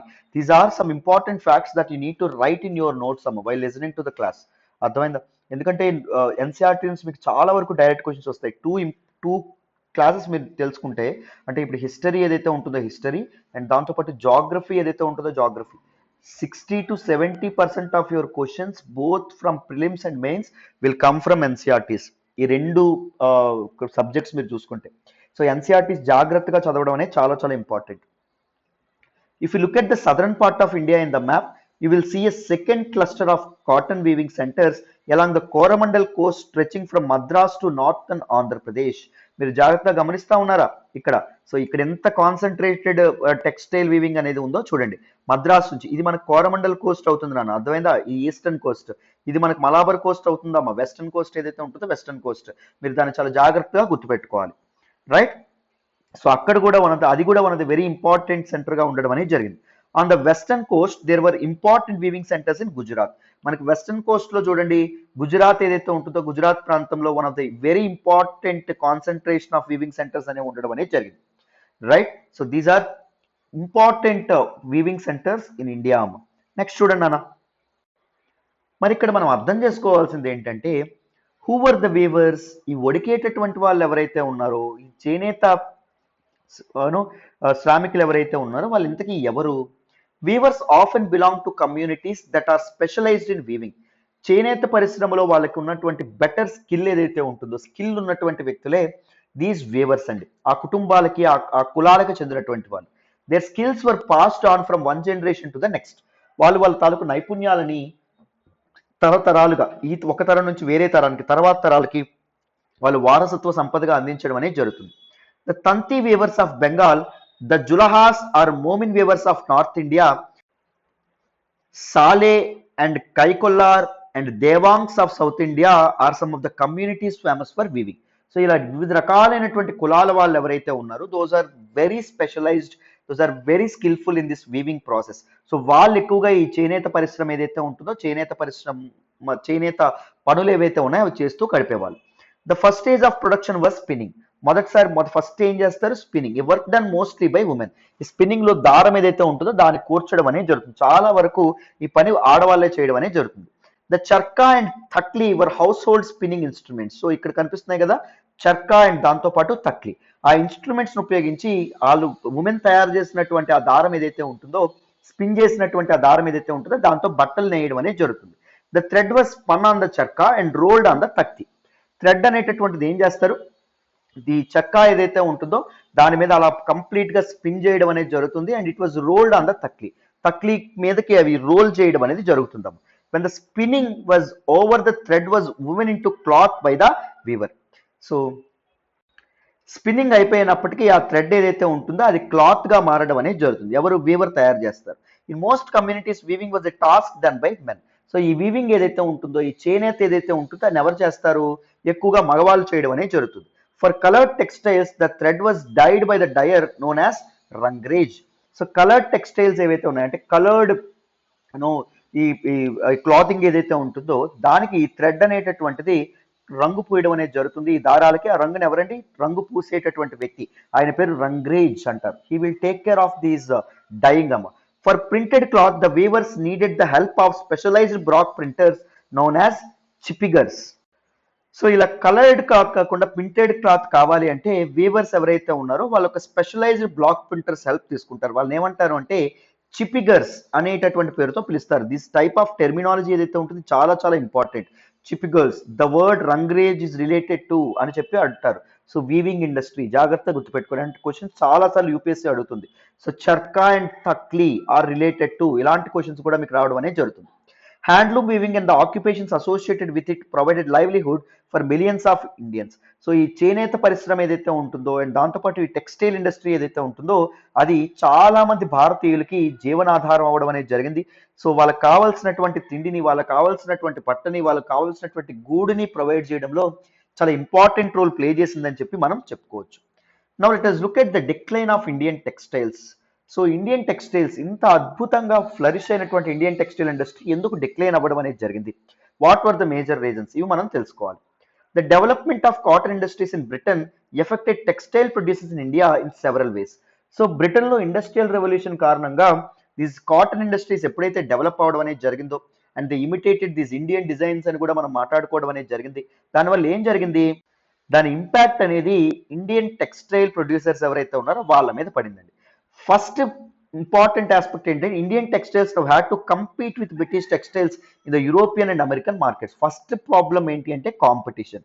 సో ఒక మొనోపలీతో ఎదుగుతున్నటువంటి ఇండియన్ టెక్స్టైల్ ప్రొడ్యూసర్స్ ఎవరైతే ఉన్నారో వాళ్ళకి మొదటిసారి పోటీ ఎదురవ్వడం అనేది జరిగింది, కాంపిటీషన్ అనేది ఎదురవ్వడం అనేది జరిగింది. ఇప్పుడు ఇంగ్లాండ్ మ్యానుఫ్యాక్చరర్స్ ఎవరైతే ఉన్నారో, టెక్స్టైల్ మ్యానుఫ్యాక్చరర్స్ ఎవరైతే ఉన్నారో, they are now competing with Indian textile manufacturers in both in Britain and దాంతోపాటు అమెరికన్ మార్కెట్స్. అదొకటి పెద్ద ప్రాబ్లం. వాళ్ళు దీస్ మెకనైజ్డ్ ప్రొడక్షన్ లో ఉండడం వల్ల వాళ్ళు తక్కువ కాస్ట్ కూడా అమ్మగలుగుతున్నారు. బట్ ఇండియన్స్ ఎవరైతే ఉన్నారో వాళ్ళకి తక్కువ కాస్ట్ ఇచ్చేటటువంటి పరిస్థితి అయితే లేదు. Second, exporting textiles to England also became increasingly difficult since very high duties were imposed on Indian textiles imported into Britain. So అక్కడ ఉండేటటువంటి డొమెస్టిక్ కంపెనీస్ అనేవి గొడవ చేయడం వల్ల, గోల్ చేయడం వల్ల బ్రిటిష్ గవర్నమెంట్ ఏం నిర్ణయించుకోవడం అనేది జరిగింది? ఇండియన్ టెక్స్టైల్స్ మీద డ్యూటీస్ ఏవైతే ఉన్నాయో, పన్నులు ఏవైతే ఉన్నాయో, సుంకాలు ఏవైతే ఉన్నాయో వేయాలని చెప్పి నిర్ణయించుకోవడం అనేది జరిగింది. సో ఇండియా నుంచి వచ్చేటటువంటి ఇంపోర్ట్స్ మీద. సో దానివల్ల ఏం జరిగింది? ఇండియన్ టెక్స్టైల్స్ యొక్క ధర అమాంతం పెరిగిపోవడం అనేది జరిగింది. సో ధర అనేది ఆకాశాన్ని అంటడంతో, ఇండియన్ టెక్స్టైల్స్ యొక్క ధర ఆకాశాన్ని అంటడంతో, though they are very popular, though they are the most revered textiles, కానీ అయినప్పటికీ సో ధర కంపారిటివ్లీ బ్రిటిష్ మ్యానుఫ్యాక్చర్స్ చేసినటువంటి టెక్స్టైల్స్ యొక్క ధర తక్కువ ఉండడంతో సేల్స్ అనేవి వాళ్ళకి ఎక్కువగా ఉండేవి. ఇండియన్ టెక్స్టైల్స్ ఏవైతే ఉన్నాయో వాటి సేల్స్ అమాంతం పడిపోవడం అనేది జరిగింది. By the beginning of the 19th century, English-made cotton textiles successfully ousted Indian goods from their traditional markets in Africa, America and Europe. So మరి 19వ శతాబ్దపు మొదటి నాటికి బ్రిటిష్లో తయారు చేసినటువంటి, బ్రిటన్లో తయారు చేసినటువంటి కాటన్ టెక్స్టైల్స్ ఏవైతే ఉన్నాయో అవి ఇండియన్ గూడ్స్ని, ఇండియన్ ట్రెడిషనల్ మార్కెట్స్ని కంప్లీట్గా అధిగమించడం అనేది జరిగింది. సో ఇండియా సేల్స్ని దాటి వాటి సేల్స్ ఎదగడం అనేది జరిగింది ఇన్ ఆఫ్రికా, అమెరికా అండ్ దాంతోపాటు Europe. Thousands of weavers in India were now thrown out of employment. చాలా మందికి ఇండియన్ టెక్స్టైల్స్కి డిమాండ్ లేకపోవడంతో, సేల్స్ పడిపోవడంతో చాలా మంది నిరుద్యోగులు అవ్వడం అనేది జరిగింది, వాళ్ళకి పని లేకుండా పోవడం అనేది జరిగింది. Bengal weavers were the worst hit. Bengal weavers ఎవరైతే ఉన్నారో వాళ్ళకి చాలా important centre of this weaving అని చెప్పుకున్నాం కదా, వాళ్ళ మీద చాలా ప్రభావం పడడం అనేది జరిగింది. English and European companies stopped buying Indian goods and their agents no longer gave out advances to weavers, Indian weavers to secure their supplies. Right. So ఇప్పుడు ఇంగ్లీష్ అండ్ యూరోపియన్ కంపెనీస్ వాళ్ళు ఇండియా నుంచి textiles కొనుక్కోవడానికి ఎంత మాత్రం ఇష్టపెట్టుకోవట్లేదు. 2 సంవత్సరాల ముందు advance pay చేసే వాళ్ళు, ఆర్డర్ ఇచ్చేవాళ్ళు. ఒకప్పుడు గుర్తుందా? ఇప్పుడు ఆర్డర్స్ కూడా రావట్లేదు. దానివల్ల చాలా చాలా సఫర్ అవ్వడం అనేది జరిగింది. ఎవరు సఫర్ అయ్యారండి? ఇండియన్ టెక్స్టైల్ ప్రొడ్యూసర్స్ ఎవరైతే ఉన్నారో వాళ్ళు చాలా సఫర్ అయ్యారు. రైట్. నెక్స్ట్ చూడండి. ఏ తంతి వీవర్ ఆఫ్ బెంగాల్, ఇక్కడ మీకు కనిపించడం అనేది జరుగుతుందని అనుకుంటున్నాను ఇందాక పిక్చర్లో. Painted by the Belgian painter Solvins in the 1790s. So this Bengal weaver ఎవరైతే ఉన్నారో వాళ్ళు ఇలా ఉండారు. The Tanti weaver here is to work in the pintloom. Do you know what a pintloom is? Pintloom అంటే ఈ చేనేత కర్మాగారం ఏదైతే ఉంటుందో అదం. అర్థమైందా? So that is what it is. So అక్కడ పనిచేస్తున్నటువంటి వీవర్ ఎవరైతే ఉన్నారో వీవర్ని మీరు చూడొచ్చు. కింద చూడండి. We must starve for food అంట. జాగ్రత్తగా వినండి. In 1823, the company government in India received a petition from 12,000 weavers stating, so 1823లో బ్రిటిష్ ఈస్ట్ ఇండియా కంపెనీ యొక్క గవర్నమెంట్ ఏదైతే ఉంటుందో దానికి 12,000 మంది చేనేత కార్మికులు ఒక పిటిషన్ పెట్టుకున్నారు, ఒక అర్జీ పెట్టుకున్నారు. ఏంటో చూడండి. Our ancestors and we use to receive advances from the company and maintain ourselves and our respective families by weaving company superior assortments. Company ఇచ్చేటువంటి ఆర్డర్స్ని మేము ఫుల్ఫిల్ చేస్తూ మా యాన్సిస్టర్స్, మా పాత తరాల వాళ్ళు, మా తాత ముత్తాతల వాళ్ళు మా కుటుంబాలను పోషించుకోసాగారు. Owing to our misfortune, the Aurangs have been abolished ever since, because of which we and our families are distressed for want of the means of livelihood. So ముందు మీరు ఔరంగ్ అనేటటువంటి పదానికి అర్థం తెలుసుకోవాలి. ఏ పెర్షియన్ టర్మ్, ఔరంగ్ is a Persian term for a warehouse అండి. Warehouse అంటారు. A place where goods are collected before being sold. Also refers to a workshop. Workshop అని కూడా అనడం అనేది జరుగుతుంది. సో ఈ work shops and దాంతోపాటు ఈ వేర్ హౌసెస్ ఏవైతే ఉన్నాయో వాటిని మీరు అబాలిష్ చేయడం అనేది జరిగింది. మా దురదృష్టవశాత్తు అవన్నీ అబాలిష్ అయిపోవడం అనేది జరిగింది. అండ్ మా కుటుంబాలు అనేవి రోడ్డు మీద పడ్డాయి, మాకు జీవనాధారం లేనటువంటి పరిస్థితి కూడా అని చెప్పి అంటున్నారు. We are weavers and do not know any other business. మేము చేనేత కార్మికులు, మాకు ఇంకే పని చేత కాదు. We must stop for food. మేము ఆకలితో అలమటిస్తూ ఉండడం అనేది జరుగుతుంది, అలమటిస్తూ ఉంటున్నాం. If the board of trade do not cast a look of kindness towards us and give orders for clothes. ఒకవేళ మీకు ఆర్డర్స్ ఇవ్వకపోతే, మీ కరుణామయమైనటువంటి చూపు మా మీద పడిపోతే, మీ జాలి దయ మా మీద లేకపోతే మేము ఇంకా ఆకలితోనే మగ్గిపోవాల్సి రావడం అనేది జరుగుతుంది. దయచేసి మమ్మల్ని కనికరించండి అని చెప్పి 12,000 మంది చేనేత కార్మికులు ఎవరైతే ఉన్నారో వాళ్ళ కంపెనీకి అర్జీ పెట్టుకోవడం అనేది జరిగింది ఇన్ 1823 అమ్మ. అర్థమైందా నాన్న? నెక్స్ట్ చూడండి. Please publish this in your paper. ఇక్కడ చూడండి అమ్మ. One widowed spinner wrote in 1822 to a Bengal newspaper Samachar Darpan detailing her plight. So ఒక విడోడ్ స్పిన్నర్, వితంతువైనటువంటి ఒక చేనేత కార్మికురాలు ఎవరైతే ఉన్నారో ఆవిడ 1828లో ఒక బెంగాలీ న్యూస్ పేపర్ దట్ ఈ సమాచార్ దర్పణ్కి ఒక అర్జీ పెట్టుకోవడం అనేది జరిగింది. ఎడిటర్కి ఒక లెటర్ రాయడం అనేది జరిగింది. చూడండి ఏంటో letter. To the editor Samachar Darpan యొక్క ఎడిటర్కి రాశారు. ఐఎమ్ ఏ స్పిన్నర్, నేను చేనేత కార్మికురాలిని. After having suffered a great deal I'm writing this letter. చాలా కష్టాల తర్వాత నేను ఈ లేఖను రాస్తా ఉన్నాను మీకు. Please publish this in your paper. When my age was 22 I became a widow with 3 daughters. So ఇది తప్పకుండా మీ దీనిలో పబ్లిష్ చేయండి, మీ పేపర్లో పబ్లిష్ చేయండి. 22 సంవత్సరాలకి నేను వితంతువుని అయిపోయాను, నాకు 3 కూతుర్లు కూడా ఉండడం అనేది జరిగింది. My husband left nothing at the time of his death. ఆయన చనిపోయేటప్పుడు మాకేమీ వదిలిపెట్టి వెళ్ళలేదు. I sold my jewellery for his shraddha ceremony. So ఆయనకి సంస్కరణలు ఏవైతే ఉన్నాయో చేయించడానికి నేను ఆ బంగారం కూడా అమ్మేశాను. When we were on the wedge of starvation God showed me a way by which we could save ourselves. So నేను ఆకలితో చచ్చిపోతాను అనుకున్నాను, నేను నా కూతుర్లు కలిపి. అదే సమయంలో దేవుడు మాకు దారి చూపించాడు. I began to spin on takli and charkha. నేను చేనేత కార్మికురాలని అవ్వడం అనేది జరిగింది. The weavers used to visit our houses and buy the charkha yarn at 3 tolas per rupee. రూపాయి ఇచ్చి 3 తోలాలు ఏవైతే ఉన్నాయో వాటిని వీవర్స్ ఎవరైతే ఉన్నారో వాళ్ళు కొనుక్కోవడం అనేది జరిగింది. ఈవిడ స్పిన్ చేసేది అనమాట, వడికేది. ఆ థ్రెడ్స్ ఏవైతే ఉన్నాయో వాటిని వీవర్స్ కొనుక్కునేవాళ్ళు. Whatever amount I wanted as advance from the weavers I could get for the asking. So నాకు ఏదైతే అడ్వాన్స్గా కావాలి, ముందస్తుగా కావాలి, కొంత డబ్బు కావాలని నేను వాళ్ళకి అడిగాను, వాళ్ళు వెంటనే ఇచ్చేవాళ్ళు. This saved us from cares about food and cloth. So వాటిని ఉపయోగించి మేము తింటున్నాం, కడుపు నిండా తింటున్నాం, అండ్ బట్ట కూడా మాకు దొరుకుతుంది. In a few years time, కానీ కొద్ది కాలంలోనే ఐ గాట్ టుగెదర్ ₹28. సో 28 రూపాయలు నేను సమకూర్చుకున్నాను, కూడబెట్టుకున్నాను. With this I married 1 daughter. 28 రూపాయలతో నేను కూతురికి పెళ్లి కూడా చేయడం అనేది జరిగింది. And in the same way all 3 daughters, 3 కూతుర్లకు కూడా నేను పెళ్లి చేసేసాను తొందరగానే. నౌ ఫర్ 3 years, 3 ఏళ్ళు అవుతుంది. We 2 women, mother in law and me are in want of food. నేను మా అత్తయ్య మాకు ఇప్పుడు ఫుడ్ లేకుండా స్టార్వ్ అవుతూ ఆకలితో బాధపడుతున్నాం. The weavers do not call at the house for buying yarn. So ఈ వీవర్స్ ఎవరైతే ఉన్నారో వాళ్ళ వ్యాపారాలే బాగాలేవు, వాళ్ళు మా ఇంటికి వచ్చి యాన్ ఏదైతే ఉంటుందో, ఈ థ్రెడ్స్ ఏవైతే ఉంటాయో కొనుక్కోవడానికి వస్తున్నారు, ఆ దారాలు కొనడానికి రావట్లా. Not only this, the an is sent to market, it is still not sold even at 1/4 of the old prices. పాత ధరలకి 1/4కి ఇస్తామని చెప్పినా ఎవరు కొనుక్కునేదే లేదాయే. ఎంత ఇబ్బంది పడుతున్నా, కొనుక్కునే వాళ్ళే దొరకట్లా. I do not know how it happened. ఎలా ఇదంతా జరిగింది, ఎందుకు జరిగిందో నాకేమీ తెలియట్లా. I asked many about it. చాలా మందికి నేను అడిగాను. ది సే దట్ బిలాతి to yarn is being imported on a large scale. So బిలాతి టు యాన్ అనేటటువంటి ఒక కొత్త రకం దారం ఏదైతే ఉంటుందో చాలా దిగుమతి అవుతుందంటే, and this weavers buy that yarn and weave. ఆ దారాలను కొనుక్కొని వీళ్ళు వడుకుతున్నారంటే, ఎందుకంటే తక్కువకి వస్తుంది కాబట్టి. People cannot use the cloth out of this yarn even for 2 months, it rots away. పోనీ అలాంటి దారంతో బట్టలు ఏమైనా తయారు చేస్తే అది ఏమైనా ఉంటుందా? ఉండదు. 2 నెలలు కూడా వాడలేరు. తప్పకుండా అది ఏమవుతుంది, అది కుళ్ళిపోవడం అనేది జరుగుతుంది అలాంటి యాన్తో.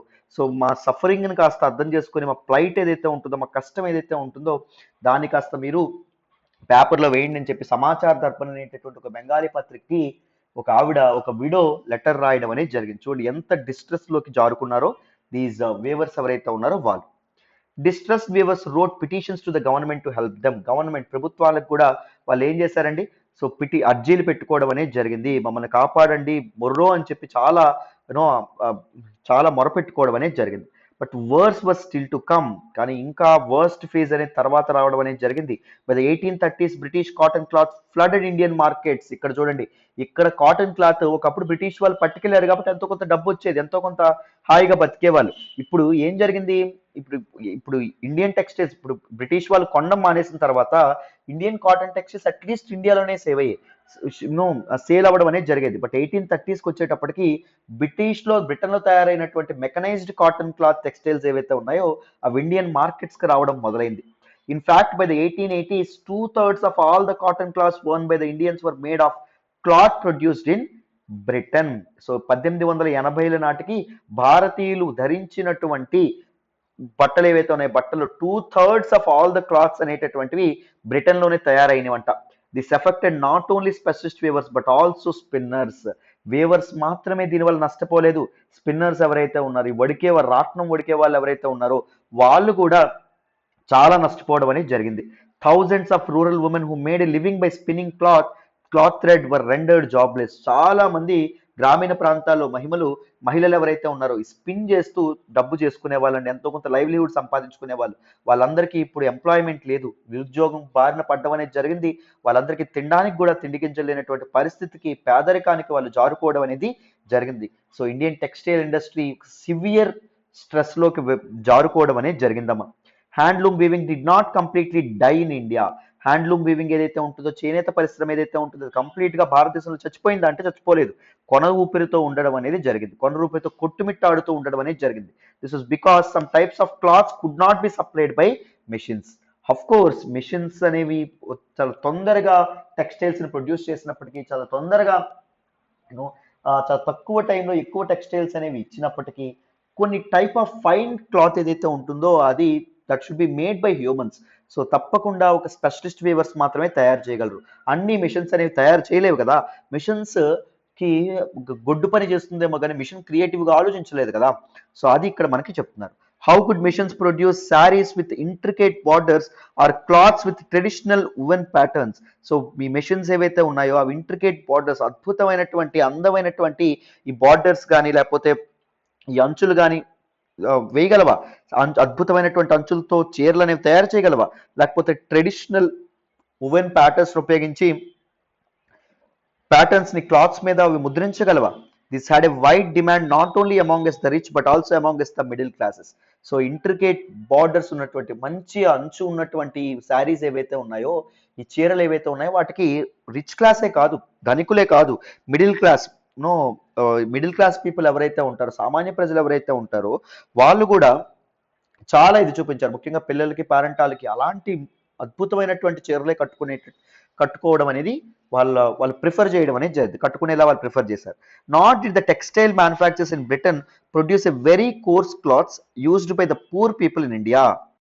పోనీ బ్రిటిష్ టెక్స్టైల్ మ్యానుఫ్యాక్చరర్స్ ఎవరైతే ఉన్నారో వాళ్ళు భారతదేశంలో ఉండేటటువంటి పేదలు వాడేటటువంటి very coarse clothes, very rough texture ఉన్నటువంటి క్లాత్స్ అనే వాళ్ళు ప్రొడ్యూస్ చేయగలిగే వాళ్ళ, ఎక్కువ మన్నికి వచ్చేటటువంటి క్లాత్ అనేది వాళ్ళు తయారు చేయగలిగే వాళ్ళ అంటే తయారు చేయగలిగే వాళ్ళు కాదండి. సో అందుకే ఇండియన్ హ్యాండ్లూమ్ వీవింగ్ ఏదైతే ఉంటుందో అది కంప్లీట్గా చచ్చిపోలా, కొంత సర్వైవ్ అవుతుంది. కానీ ఒకప్పుడు ఒక వెలిగినటువంటి టెక్స్టైల్ ఇండస్ట్రీ ఏదైతే ఉంటుందో దానికి ఇప్పుడు అంత ఆశించినంత స్థాయిలో దానికి ఆదరణ అనేటటువంటిది, లాభాలు అనేటటువంటివి రావట్లేదు అనే విధంగా మనకి ఇక్కడ చెప్పడం అనేది జరిగిందిరా. అర్థమైందా? నెక్స్ట్ చూడండి అమ్మా. You must have heard of Sholapur in Western India and Mathura in South India. So these are very important weaving centers. These towns emerged as important new centers of weaving in the late 19th century.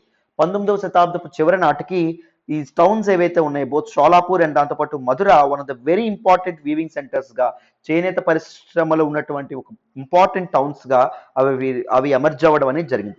Later, during the national movement, భారత జాతీయోద్యమ సమయంలో Mahatma Gandhi urged people to boycott imported textiles and use hand spun and hand woven cloth.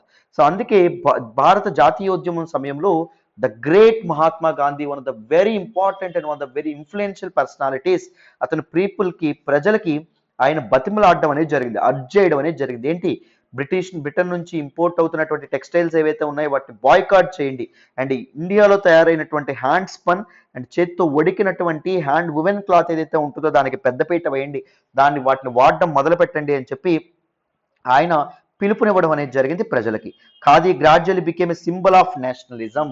So భారత జాతీయోద్యమం ఏదైతే ఉంటుందో, మన జాతీయ వాదం ఏదైతే ఉంటుందో దానికి ఒక చిహ్నంగా ఖాదీ అనేది మారడం అనేది జరిగింది. ఖద్దర్ అనేది మారడం అనేది జరిగింది. The charkha came to represent India and it was put at the center of the tricolor flag of the Indian National Congress adopted in 1931. So భారతదేశం ఏదైతే ఉంటుందో, భారతదేశాన్ని రిప్రజెంట్ చేస్తూ చర్కా ఏదైతే ఉంటుందో, రాట్నం ఏదైతే ఉంటుందో అది ఒక ఇంపార్టెంట్ పాయింట్గా మారడం అనేది జరిగింది, ఇంపార్టెంట్ సింబల్గా మారడం అనేది జరిగింది. అండ్ 1931లో ఏర్పాటు చేసినటువంటి ఇండియన్ నేషనల్ కాంగ్రెస్ ఐఎన్సి యొక్క ట్రైకలర్ ఫ్లాగ్ ఏదైతే ఉంటుందో దానిలో ఈ సింబల్ని కూడా, చర్కా అనేటటువంటి సింబల్ని కూడా పెట్టడం అనేది జరిగింది, ఇన్కల్కేట్ చేయడం అనేది జరిగింది. What happen to the weavers and spinners who last there livelihood? మరి వేవర్స్ అండ్ స్పిన్నర్స్ ఎవరైతే తమ జీవన భృతిని కోల్పోయారో, జీవన ఆధారాన్ని కోల్పోయారో వాళ్ళ పరిస్థితి ఏంటి? Many weavers became agriculture labourers. చాలా మంది వ్యవసాయంలోకి రావడం అనేది జరిగింది, అగ్రికల్చర్ ల్యాబరర్స్ గా మారడం అనేది జరిగింది. సమ్ మైగ్రేట్, అందుకే అగ్రికల్చర్ ల్యాబరర్స్ గా ఎక్కువ మంది మారడం వల్ల అగ్రికల్చర్ సెక్టర్, అగ్రేరియన్ సెక్టర్ మీద చాలా స్ట్రెస్ పడడం అనేది జరిగింది. Some migrated to cities in search of work. చాలా మంది సిటీస్ కి, పట్టణాలకి వర్క్ కోసం, పని కోసం చాలా మంది మైగ్రేట్ అవ్వడం అనేది జరిగింది, వలస వెళ్ళడం అనేది జరిగింది. At others went out of the country to work in plantations in Africa and south America. కొంతమంది దేశాన్ని వదిలి ఆఫ్రికా అండ్ సౌత్ అమెరికా ప్రాంతాలకు వెళ్ళి అక్కడ ప్లాంటేషన్స్ లో పని చేయాలని చెప్పి చాలా మంది అనుకోవడం అనేది జరిగింది. Some of these handloom weavers also found work in the new cotton mills that were established in Bombay, that is now Mumbai, Ahmedabad, Sholapur, Nagpur and Kanpur.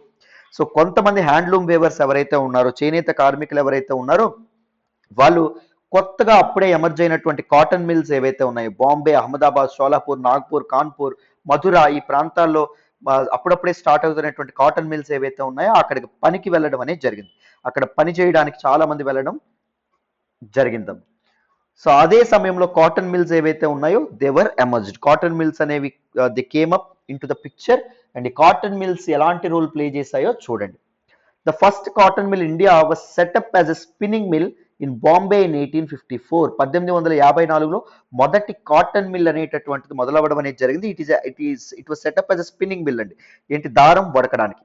From the early 19th century, Bombay had grown as an important port for the export of raw cotton from India to England and China. 19వ శతాబ్దపు మొదటి భాగంలో బాంబే అనేది ఒక important పోర్టుగా అవతరించడం అనేది జరిగింది, ఒక ముఖ్యమైనటువంటి వాడరేవుగా అవతరించింది. సో ఇండియాలో ప్రొడ్యూస్ అయినటువంటి రా కాటన్ ఏదైతే ఉంటుందో, ఈ పత్తి ఏదైతే ఉంటుందో దాన్ని ఇంగ్లాండ్ అండ్ చైనాకి ఎక్స్పోర్ట్ చేస్తూ ఉండేవాళ్ళు. ఇట్ వాస్ ఎక్కడి నుంచి? బాంబే పోర్ట్ నుంచి. It was close to the vast black soil tract of the western India where cotton was grown. So western Indian soil is very very suitable for the growing of cotton. పత్తి పండడానికి very suitable aspect అని చెప్పి మనం చెప్పుకోవచ్చు. So ఈ suitable soil ఏవైతే fields ఏవైతే ఉన్నాయో, ఈ కాటన్ పండేటటువంటి ఫీల్డ్స్ కి దగ్గరగా ఉండడం వల్ల బాంబే అనేటటువంటిది, అది కూడా బాంబే అనేది ఒక ఇంపార్టెంట్ సెంటర్ గా మారడానికి ఫర్ కాటన్ ఎక్స్పోర్ట్ ఉపయోగపడడం అనేది జరిగింది. When the cotton textile mills came up they could get supplies of raw material with ease. So ఎప్పుడైతే ఈ కాటన్ టెక్స్టైల్ మిల్స్ ఏవైతే ఉన్నాయో ఎమర్జ్ అవ్వడం అనేది జరిగిందో, అవి రా మెటీరియల్ ఏదైతే ఉంటుందో వాటిని ఎక్కువగా సప్లై చేయగలగడం అనేది జరిగింది. ఎక్కడికి సప్లై చేయడం అనేది, ఎక్కడికి ఎక్స్పోర్ట్ చేయడం అనేది జరిగిందని ఎక్కడికని చెప్పుకున్నాం? ఇంగ్లాండ్ అండ్ చైనా ప్రాంతాలకు ఏవైతే ఉన్నాయో అక్కడికి ఎక్స్పోర్ట్ చేయడం అనేది జరిగింది. సో ఇక్కడ పిక్చర్ లో మీరు చూడొచ్చు, workers in a cotton factory circa 1900.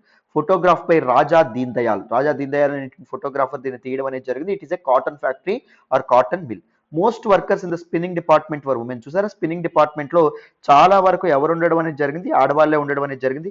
While workers in the weaving department is were mostly men. Weaving department లో నేసే వ్యక్తులు ఎవరైతే ఉన్నారో అక్కడ ఎక్కువ మంది వర్కర్స్ మగవాళ్లే ఉండడం అనేది జరిగింది. మీరు ఇక్కడ జాగ్రత్తగా ఈ పిక్చర్ లో గమనించవచ్చు, right? By 1900 over 84 mills started operating in Bombay. Bombay ఒక్క దగ్గరే 84 మిల్స్ అనేవి రావడం అనేది జరిగింది, అవి మొదలవడం అనేది జరిగింది. Many of these were established by Parsi and Gujarati business men who had made their money through trade with China. So చాలా వరకు ఈ మిల్స్ ని ఎవరండి ఎస్టాబ్లిష్ చేశారంటే పార్సీలు అండ్ దాంతోపాటు గుజరాతీ వ్యాపారులు ఎవరైతే ఉన్నారో వాళ్ళు. వీళ్ళు అప్పటి వరకు డబ్బుని ఎలా ఆర్జించారు? చైనాతో వ్యాపారం అనేది చేసి వాళ్ళు ఆర్జించడం అనేది జరిగింది. వాటన్నింటినీ పెట్టుబడులుగా పెట్టి వీళ్ళు ఏం చేశారంటే దీస్ కాటన్ మిల్స్ ఏవైతే ఉన్నాయో వాటిని వీళ్ళు మొదలు పెట్టడం అనేది జరిగింది. Mills came up in other cities as well. So ఈ మిల్స్, కాటన్ మిల్స్ ఏవైతే ఉన్నాయో వివిధ రకాలైనటువంటి ఇతర పట్టణాల్లో కూడా ఎమర్జ్ అవ్వడం అనేది జరిగింది. The first mill in Ahmedabad was started in 1861. So Bombay తర్వాత అహ్మదాబాద్ లో మొదలవ్వడం అనేది జరిగింది. ఏ ఇయర్ లేటర్ ఈ mill was established in Kanpur. Kanpur లో కూడా మొదలైంది. Kanpur is in United Provinces, present Uttar Pradesh. Growth of cotton mills led to a demand for labour. So cotton mills అనేవి రావడం వల్ల లేబర్ కి పని చేసే వాళ్ళు ఎవరైతే ఉన్నారో వాళ్ళకు కూడా డిమాండ్ అనేది పెరిగింది.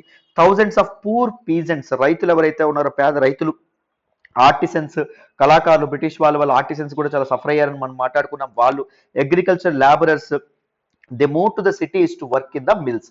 సో వీళ్ళందరూ పట్టణాలకు వచ్చి, పట్టణాలకు వలస వచ్చి ఈ మిల్స్ ఏవైతే ఉన్నాయో వీటిలో పనిచేయడం మొదలుపెట్టారు. బ్రిటిష్ లో ఇండస్ట్రియల్ రెవల్యూషన్ ఎలా అయితే మైగ్రేషన్ కారణమైందో, ఈవెన్ ఇండియాలో కూడా కాటన్ మిల్స్ రావడం అనేది మైగ్రేషన్ అనేటటువంటి ఒక కొత్త కాన్సెప్ట్ ని ఇండియన్ సొసైటీలోకి తీసుకురావడం అనేది జరిగింది. In the first few decades of it's existence, the textile factory industry in India faced many problems. So మొదటి కొన్ని ఏళ్లలో ఈ టెక్స్టైల్ అండ్ ఫ్యాక్టరీ ఇండస్ట్రీ ఏదైతే ఉంటుందో వాళ్ళు చాలా సమస్యలు అనేవి ఫేస్ చేశారండి. It found it difficult to compete with the cheap textiles imported from Britain. Britain నుంచి ఇంపోర్ట్ అవుతున్నటువంటి, దిగుమతి అవుతున్నటువంటి చీప్ టెక్స్టైల్స్ ఏవైతే ఉన్నాయో వాటితో పోటీ పడడానికి వీళ్ళు చాలా కష్టపడాల్సి రావడం అనేది జరిగింది. తక్కువకి ఇవ్వలేరు, ఎందుకంటే ఎక్కువ స్థాయిలో వాళ్ళు పెట్టుబడులు పెట్టడం అనేది జరిగింది, ఎక్కువ మొత్తం పెట్టుబడి పెట్టడం అనేది జరిగింది.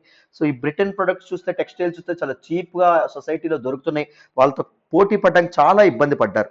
In most countries government supported industrialisation by imposing heavy duties on imports. చాలా ప్రాంతాల్లో గవర్నమెంట్స్, ప్రభుత్వాలు ఏదైతే ఉన్నాయో అవే సమయంలో చాలా దేశాల్లో ఇండస్ట్రియలైజేషన్ ఏదైతే ఉంటుందో, పారిశ్రామికీకరణ చెందడాన్ని చాలా కంట్రీస్ సపోర్ట్ చేసినాయండి. సో ఇంపోర్ట్స్ మీద హెవీ డ్యూటీస్ అనేవి విధించి వాళ్ళ దేశీయ మార్కెట్ ఏదైతే ఉంటుందో, దేశీయ కంపెనీలు ఏవైతే ఉన్నాయో అవి వృద్ధి సాధించేలాగా, అవి డెవలప్ అయ్యేలాగా చాలా చర్యలు తీసుకున్నాయి. ఎలాగా? వేరే దేశాల నుంచి వస్తున్నటువంటి ఇంపోర్ట్స్, దిగుమతులు ఏవైతే ఉన్నాయో వాటి మీద ఎక్కువ సుంకాలనే వేసేసి, this eliminated competition and protected infant industries.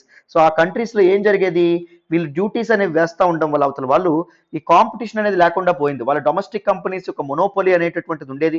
And దాంతోపాటు చిన్న చిన్న అప్పుడప్పుడే ఎదుగుతున్నటువంటి ఇండస్ట్రీస్ ఏవైతే ఉన్నాయో వాటికి కూడా కావాల్సినటువంటి సేల్స్ అనేవి జరిగేవి. The colonial government in India usually refuses such protection to local industries. But ఇండియాలో చూస్తే కొలినియల్ గవర్నమెంట్ ఉంది, బ్రిటిష్ వాళ్ళు పరిపాలిస్తున్నారు. మరి బ్రిటిష్ వాళ్ళు వాళ్ళ ఇంట్రెస్ట్ ని చూసుకుంటారా, మన ఇంట్రెస్ట్ ని చూసుకుంటారా? వాళ్ళ ఇంట్రెస్ట్ ని చూసుకుంటారు. So local industries, local Indian industries save చేయడానికి ఏమైనా చర్యలు అనేవి తీసుకుంటారని మనం ఎక్స్పెక్ట్ చేయొచ్చా? తీసుకోలేదండి. ఎటువంటి ప్రొటెక్షన్ అనేది అందించలేదు. The first major spurt in the development of cotton factory production in India, therefore, was during the First World War, when textile imports from India, from Britain declined in Indian factories were called upon to produce cloth for military supplies. మరి మొదట్లో ఇబ్బంది పడినప్పటికీ cotton industry మొదటి ప్రపంచ యుద్ధం, first world war 1914 to 1918 మధ్య జరిగిందా, so ఆ ప్రాంతంలో టెక్స్టైల్ ఇండస్ట్రీ అనేది విపరీతంగా పెరగడం అనేది జరిగింది. ఎందుకంటే ఆ సమయంలో బ్రిటన్ నుంచి టెక్స్టైల్ ఇంపోర్ట్స్ అనేవి తగ్గడం అనేది జరిగింది. అండ్ ఇండియన్ ఫ్యాక్టరీస్ కి మిలిటరీ వాళ్ళకి కావాల్సిన, ఆర్మీ వాళ్ళకి కావాల్సినటువంటి బట్టలు తయారు చేయండి, బట్టలు సప్లై చేయండి అని చెప్పి బ్రిటిష్ గవర్నమెంట్ చాలా చాలా ఆర్డర్స్ ఇవ్వడం అనేది జరిగింది. ఒక్కసారిగా టెక్స్టైల్ ఇండస్ట్రీ ఏదైతే ఉంటుందో అదే సమయంలో ఊపందుకోవడం అనేది జరిగింది. రైట్, ఇక్కడ స్మెల్టింగ్ అనేటటువంటి ప్రాసెస్ గురించి ఒకటి చెప్తున్నారు, మనం తర్వాత మాట్లాడతాం, కింద వినండి జాగ్రత్తగా. స్మెల్టింగ్ అంటే the process of obtaining a metal from rock by heating it to a very high temperature or of melting subjects made from metal in order to use the metal to make something new. ఒక రాయిని కానీ ఇసుకని కానీ వేడి చేసి దాని నుంచి metal ఏదైతే ఉంటుందో, లోహం ఏదైతే ఉంటుందో దాన్ని అబ్టైన్ చేయడం, దాన్ని తీసుకురావడం ఏదైతే ఉంటుందో దాన్ని స్మెల్టింగ్ అని చెప్పి అనడం అనేది జరుగుతుంది. Or of melting objects made from metal, ఒక మెటల్తో తయారు చేసినటువంటి వస్తువులు ఏవైతే ఉన్నాయో వాటిని మెల్ట్ చేసి ఆ కరిగినటువంటి ఆ మెటల్ ఏదైతే ఉంటుందో దాంతో కొత్త ఆబ్జెక్ట్ తయారు చేయాలన్నా సో ఈ స్మెల్టింగ్ అనేటటువంటి ప్రాసెస్ ఏదైతే ఉంటుందో దాన్ని వాడడం అనేది జరుగుతుంది. రైట్, చాలా చాలా important. And here you can look at Tipu sword made in late 18th century. Tipu Sultan యొక్క కత్తి చూడండి ఎంత ఇంట్రికేట్ గా, ఎంత అద్భుతంగా ఇది ఉండడం అనేది జరిగింది. Written with gold on the steel handle of Tipu sword were quotations from the Koran with messages about victories in war. చూసారా, ఇక్కడ మీకు ఉర్దూలో రాయడం అనేది జరిగింది, గోల్డ్ లెటర్స్ రాశారు, ఇనుము దాని మీద గోల్డ్ లెటర్స్ అనేవి రాయడం అనేది జరిగింది. Notice the tiger head towards the bottom of the handle. ఈ హ్యాండిల్ కింద మీరు గమనించారా, మీకు ఇక్కడ టైగర్ హెడ్ కనిపిస్తూ ఉండడం అనేది జరుగుతుంది. అర్థమైందా? ఇది టిప్పు సుల్తాన్ యొక్క one of the wonderful sword అండి, one of the very intricately designed sword అని చెప్పి మనం చెప్పుకోవచ్చు. ఈ కత్తిని ఉపయోగించి, ఖడ్గాన్ని ఉపయోగించి ఆయన ఎన్నో ఎన్నో యుద్ధాలను గెలవడం అనేది జరిగింది. ఈవెన్ బ్రిటిష్ వాళ్ళని, యూరోపియన్స్ ఎవరైతే ఉన్నారో వాళ్ళని వణికించడం అనేది జరిగిందమ్మ. The sword of Tipu Sultan and wootz steel. జాగ్రత్తగా వినండి. We begin the story of Indian steel and iron metallurgy by recounting the famous story of Tipu Sultan, who ruled Mysore till 1799, fought 4 wars with the British, Anglo-Mysore wars అని చెప్పి అనడం అనేది జరుగుతుంది, and died fighting with his sword in his hand. So 1799లో తన రాజధాని పట్టణమైనటువంటి శ్రీరంగపట్నం ఏదైతే ఉంటుందో దాన్ని కాపాడుకుంటూ ఆయన వీరమరణం చెందడం అనేది జరుగుతుంది. వాళ్ళ మంత్రి ఎవరైతే ఉంటారో ఆయన మోసం చేయడం కూడా జరుగుతుంది. అదంతా వేరే కదా. మనం టిప్పు సుల్తాన్ గురించి ఆల్రెడీ మనం మాట్లాడుకున్నాం. ఆయన ఫాదర్ అయినటువంటి హైదర్ అలీ గురించి కూడా మనం మాట్లాడుకోవడం అనేది జరిగింది రాన్న. Tipu's legendary swords are now part of valuable collections in museums in England. ఇంగ్లాండ్లోని చాలా మ్యూజియంస్లో టిప్పు యొక్క కలెక్షన్స్ ఏవైతే ఉన్నాయో, ఈ వాల్యుబుల్ కలెక్షన్స్ ఏవైతే ఉన్నాయో, స్వర్డ్స్ ఏవైతే ఉన్నాయో అవన్నీ భద్రపరచడం అనేది జరిగింది. But you know why the sword was so special? మరి ఆ ఖడ్గం అనేది, ఆ కత్తి అనేది అంత స్పెషల్ ఎందుకు? మామూలు ఖడ్గం కాదా అది? చూడండి. The sword had an incredibly hard and sharp edge that could easily rip through the opponent's armour. ఈ స్వర్డ్ ఏదైతే ఉంటుందో, ఈ ఖడ్గం ఏదైతే ఉంటుందో దాని ఎడ్జ్ చాలా షార్ప్గా ఉంటుందంట, చాలా హార్డ్గా ఉండడం అనేది జరుగుతుందంట. అపోనెంట్ యొక్క ఆర్మర్ ఏదైతే ఉంటుందో, పైన వేసుకునేటటువంటి ఆర్మర్ని చీల్చుకొని అది శత్రువు యొక్క గుండెల్లోకి చొచ్చుకుపోతుందంట. అంత పదునైనటువంటి, అంత స్ట్రాంగ్, దృఢమైనటువంటి ఖడ్గం అంటండి అది. This quality of the sword came from a special type of high carbon steel called wootz. ఇలాంటి క్వాలిటీ షార్ప్గా ఉండాలి అండ్ దాంతోపాటు హార్డ్గా ఉండాలి స్వర్డ్. మరి ఈ క్వాలిటీ ఏదైతే ఉంటుందో, ఈ స్పెషల్ టైప్ ఆఫ్ ఈ స్వర్డ్ ఏదైతే ఉంటుందో దేని తయారు చేశారు? Special type of high carbon స్టీల్తో తయారు చేశారు. దాని పేరు ఏంటని చెప్పుకున్నారు నాన్న ఇక్కడ? వుడ్ స్టీల్ అనేటటువంటి పేరుతో పిలవడం అనేది జరుగుతుంది. జాగ్రత్తగా గుర్తుపెట్టుకోండి. Right. Which was produced all over south India. Deccan ప్రాంతం, ముఖ్యంగా పెనిన్సులర్ ఇండియా, దక్షిణ భారతదేశపు ప్రాంతాల్లో దీని ఓర్ ఏదైతే ఉంటుందో, ఈ వుడ్ స్టీల్ ఓర్ ఏదైతే ఉంటుందో దొరుకుతుంది. ఈ వుడ్ స్టీల్ తో చాలా చాలా ఖడ్గాలు కానీ లేకపోతే ఆర్మరీస్ కానీ ఒకప్పుడు తయారు చేసేవాళ్ళండి. Wootz steel when made into swords produced by a very sharp edge with a flowing water pattern. ఈ వుడ్ స్టీల్ తో తయారు చేసినటువంటి ఖడ్గాలు ఏవైతే ఉన్నాయో ఇవి షార్ప్ ఎడ్జ్, పదునైనటువంటి ఎడ్జెస్ ని కలిగి ఉండేవంట.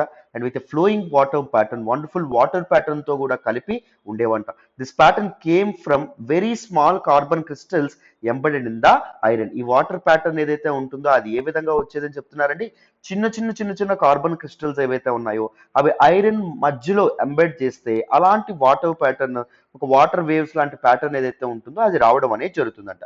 చూడ్డానికి అందంగా ఉంటుంది అండ్ దాంతోపాటు చాలా పదునైనటువంటి, చాలా దృఢమైనటువంటి ఖడ్గం అని చెప్పి మనకి ఇక్కడ చెప్తున్నారు. ఎవరిదండి? టిప్ సుల్తాన్ది. Francis Buchanan, who toured through Mysore in 1800, a year after Tipu Sultan's death, has left us an account of the technique by which wood steel was produced in many hundreds of smelting furnaces in Mysore. So మైసూర్కి చెందినటువంటి చాలా smelting ఫర్నాసెస్ ఏవైతే ఉన్నాయో, smelting గురించి మనం already మాట్లాడుకున్నాం. It is a process through which an ore is moulded. మీ అందుకే ముందే మనం మాట్లాడుకోవడం అనేది జరిగింది. సో ఈ స్మెల్టింగ్ ఫర్నాసెస్ ఏవైతే ఉన్నాయో, ఈ ఖడ్గాలు తయారు చేసేటటువంటి వర్క్ షాప్స్, అక్కడ చాలా మంది ఈ టెక్నిక్ అనేది వాడేవాళ్ళంట. వుడ్ స్టీల్ టెక్నిక్ ఏదైతే ఉంటుందో అది వాడేవాళ్ళని చెప్పి ఫ్రాన్సిస్ బుచ్నాన్ అనేటటువంటి ఒక హిస్టారియన్ అభిప్రాయపడడం అనేది జరిగింది. In these furnaces iron was mixed with charcoal and put inside small clay pots. ఈ ఫర్నాసెస్ ఏవైతే ఉన్నాయో, ఈ స్మెల్టింగ్ ఫర్నాసెస్, దానిలో ఐరన్ ఏదైతే ఉంటుందో, లిక్విడ్ ఐరన్ ఏదైతే ఉంటుందో, it was mixed with charcoal బొగ్గుతో మిక్స్ చేయడం అనేది జరుగుతుంది. And it was put inside small clay pots అండి.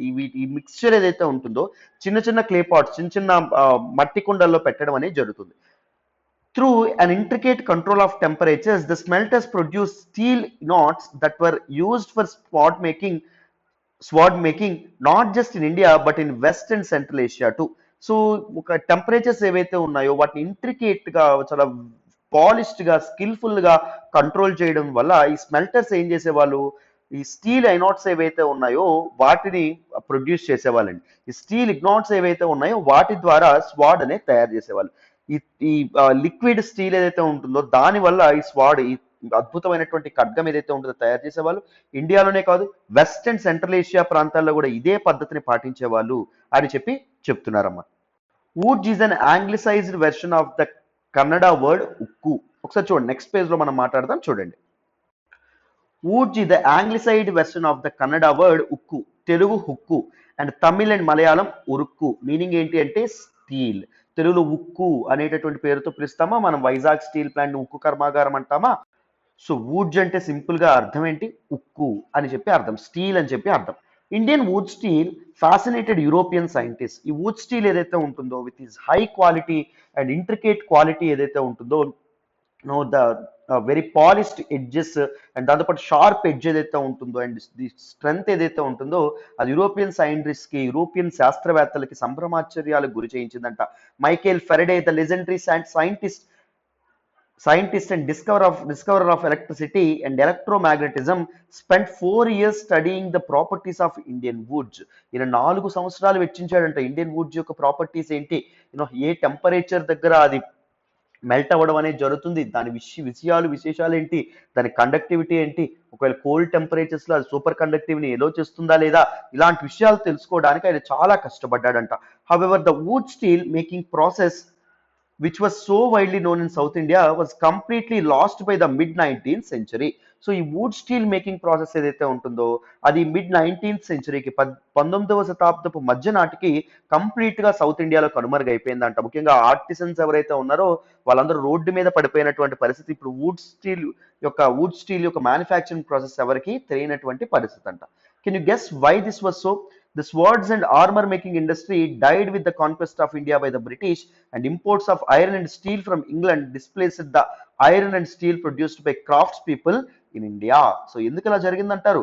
The swords and armour making industry ఏదైతే ఉంటుందో అది పూర్తిగా చచ్చిపోయిందంట, చచ్చిపోయిందంట. ఎందుకు అంటే బ్రిటిష్ వాళ్ళు భారతదేశాన్ని ఆక్రమించుకున్న తర్వాత రాజులు ఎవరైతే ఉన్నారో వాళ్ళు ఖడ్గాలు గట్రా కొనుగోలు చేసేవాళ్ళు, స్వర్డ్స్, ఆర్మరీస్ ఇవన్నీ. బట్ బ్రిటిష్ వాళ్ళు వచ్చిన తర్వాత ఏమైంది, కంట్రోల్ అంతా బ్రిటిష్ వాళ్ళకి వెళ్ళిన తర్వాత no these people never use to buy those things. వాళ్ళకి తినడానికే, వాళ్ళ లగ్జరీస్కే బ్రిటిష్ వాళ్ళు సరిగ్గా డబ్బులు ఇచ్చేవాళ్ళు కాదు, దీస్ సుల్తాన్స్ అండ్ కింగ్స్ ఎవరైతే ఉన్నారో వాళ్ళకి.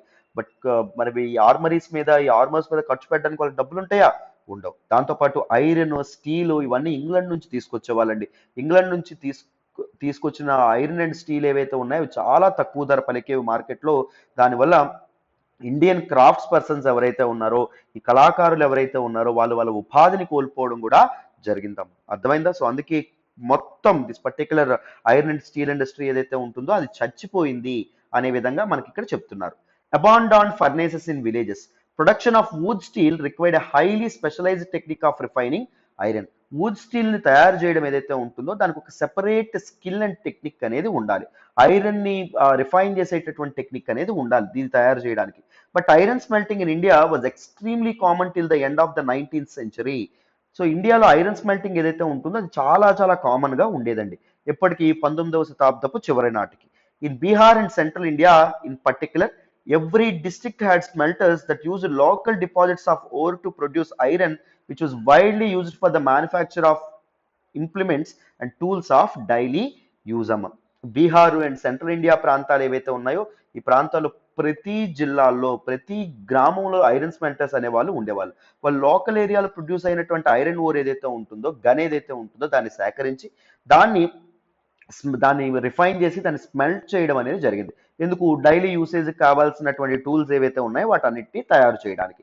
The furnaces were most often built of clay and sun dried bricks. ఈ ఐరన్ స్మెల్టింగ్ ఫర్నేసెస్ ఏవైతే ఉన్నాయో వాటిని దేంతో తయారు చేసేవాళ్ళు అంటే క్లే, మట్టి ఏదైతే ఉంటుందో మట్టి, అండ్ దాంతోపాటు దిస్ బ్రిక్స్ ఏవైతే ఉన్నాయో అంటే ఎండిన ఇటుకలు ఏవైతే ఉన్నాయో వాటిని ఉపయోగించి చేసేవాళ్ళంట. The smelting was done by men while women worked the bellows, pumping air that kept the charcoal burning. So ఈ స్మెల్టింగ్ అనేది ఎవరు చేసేవాళ్ళు అంటే మగవాళ్ళు చేసేవాళ్ళు. ఉమెన్ ఏం చేసేవాళ్ళు? బెలోస్ అంటే ఏంటి అంటే a device or equipment that can pump air ను పంప్ చేసేటటువంటి ఎక్విప్మెంట్. కొన్నిసార్లు మనకి వంటలు చేసేటప్పుడు ఊతారు తెలుసా, అలా చేసేవాళ్ళండి. అర్థమైందా? సో ఎందుకు అంటే ఆ చార్కోల్ ఏదైతే ఉంటుందో మనం చెప్పాం కదా, ఐరన్ తో మిక్స్ చేసినటువంటి చార్కోల్, లిక్విడ్ ఐరన్ తో మిక్స్ చేసినటువంటి చార్కోల్, బొగ్గు, అది మండడానికి. అర్థమైందా? అది నిప్పు కణికల మధ్య మండడానికి. సో ఈ పని చేయడం అనేది జరిగేది.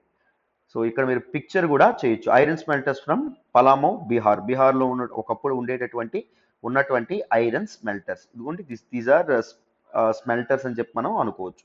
దేంతో తయారు చేసేవాళ్ళు? ఎండినటువంటి ఇటుకలు అండ్ దాంతోపాటు మట్టితో కలిపి తయారు చేయడం అనేది జరిగేది నాన్న. నెక్స్ట్ చూడండి అమ్మా.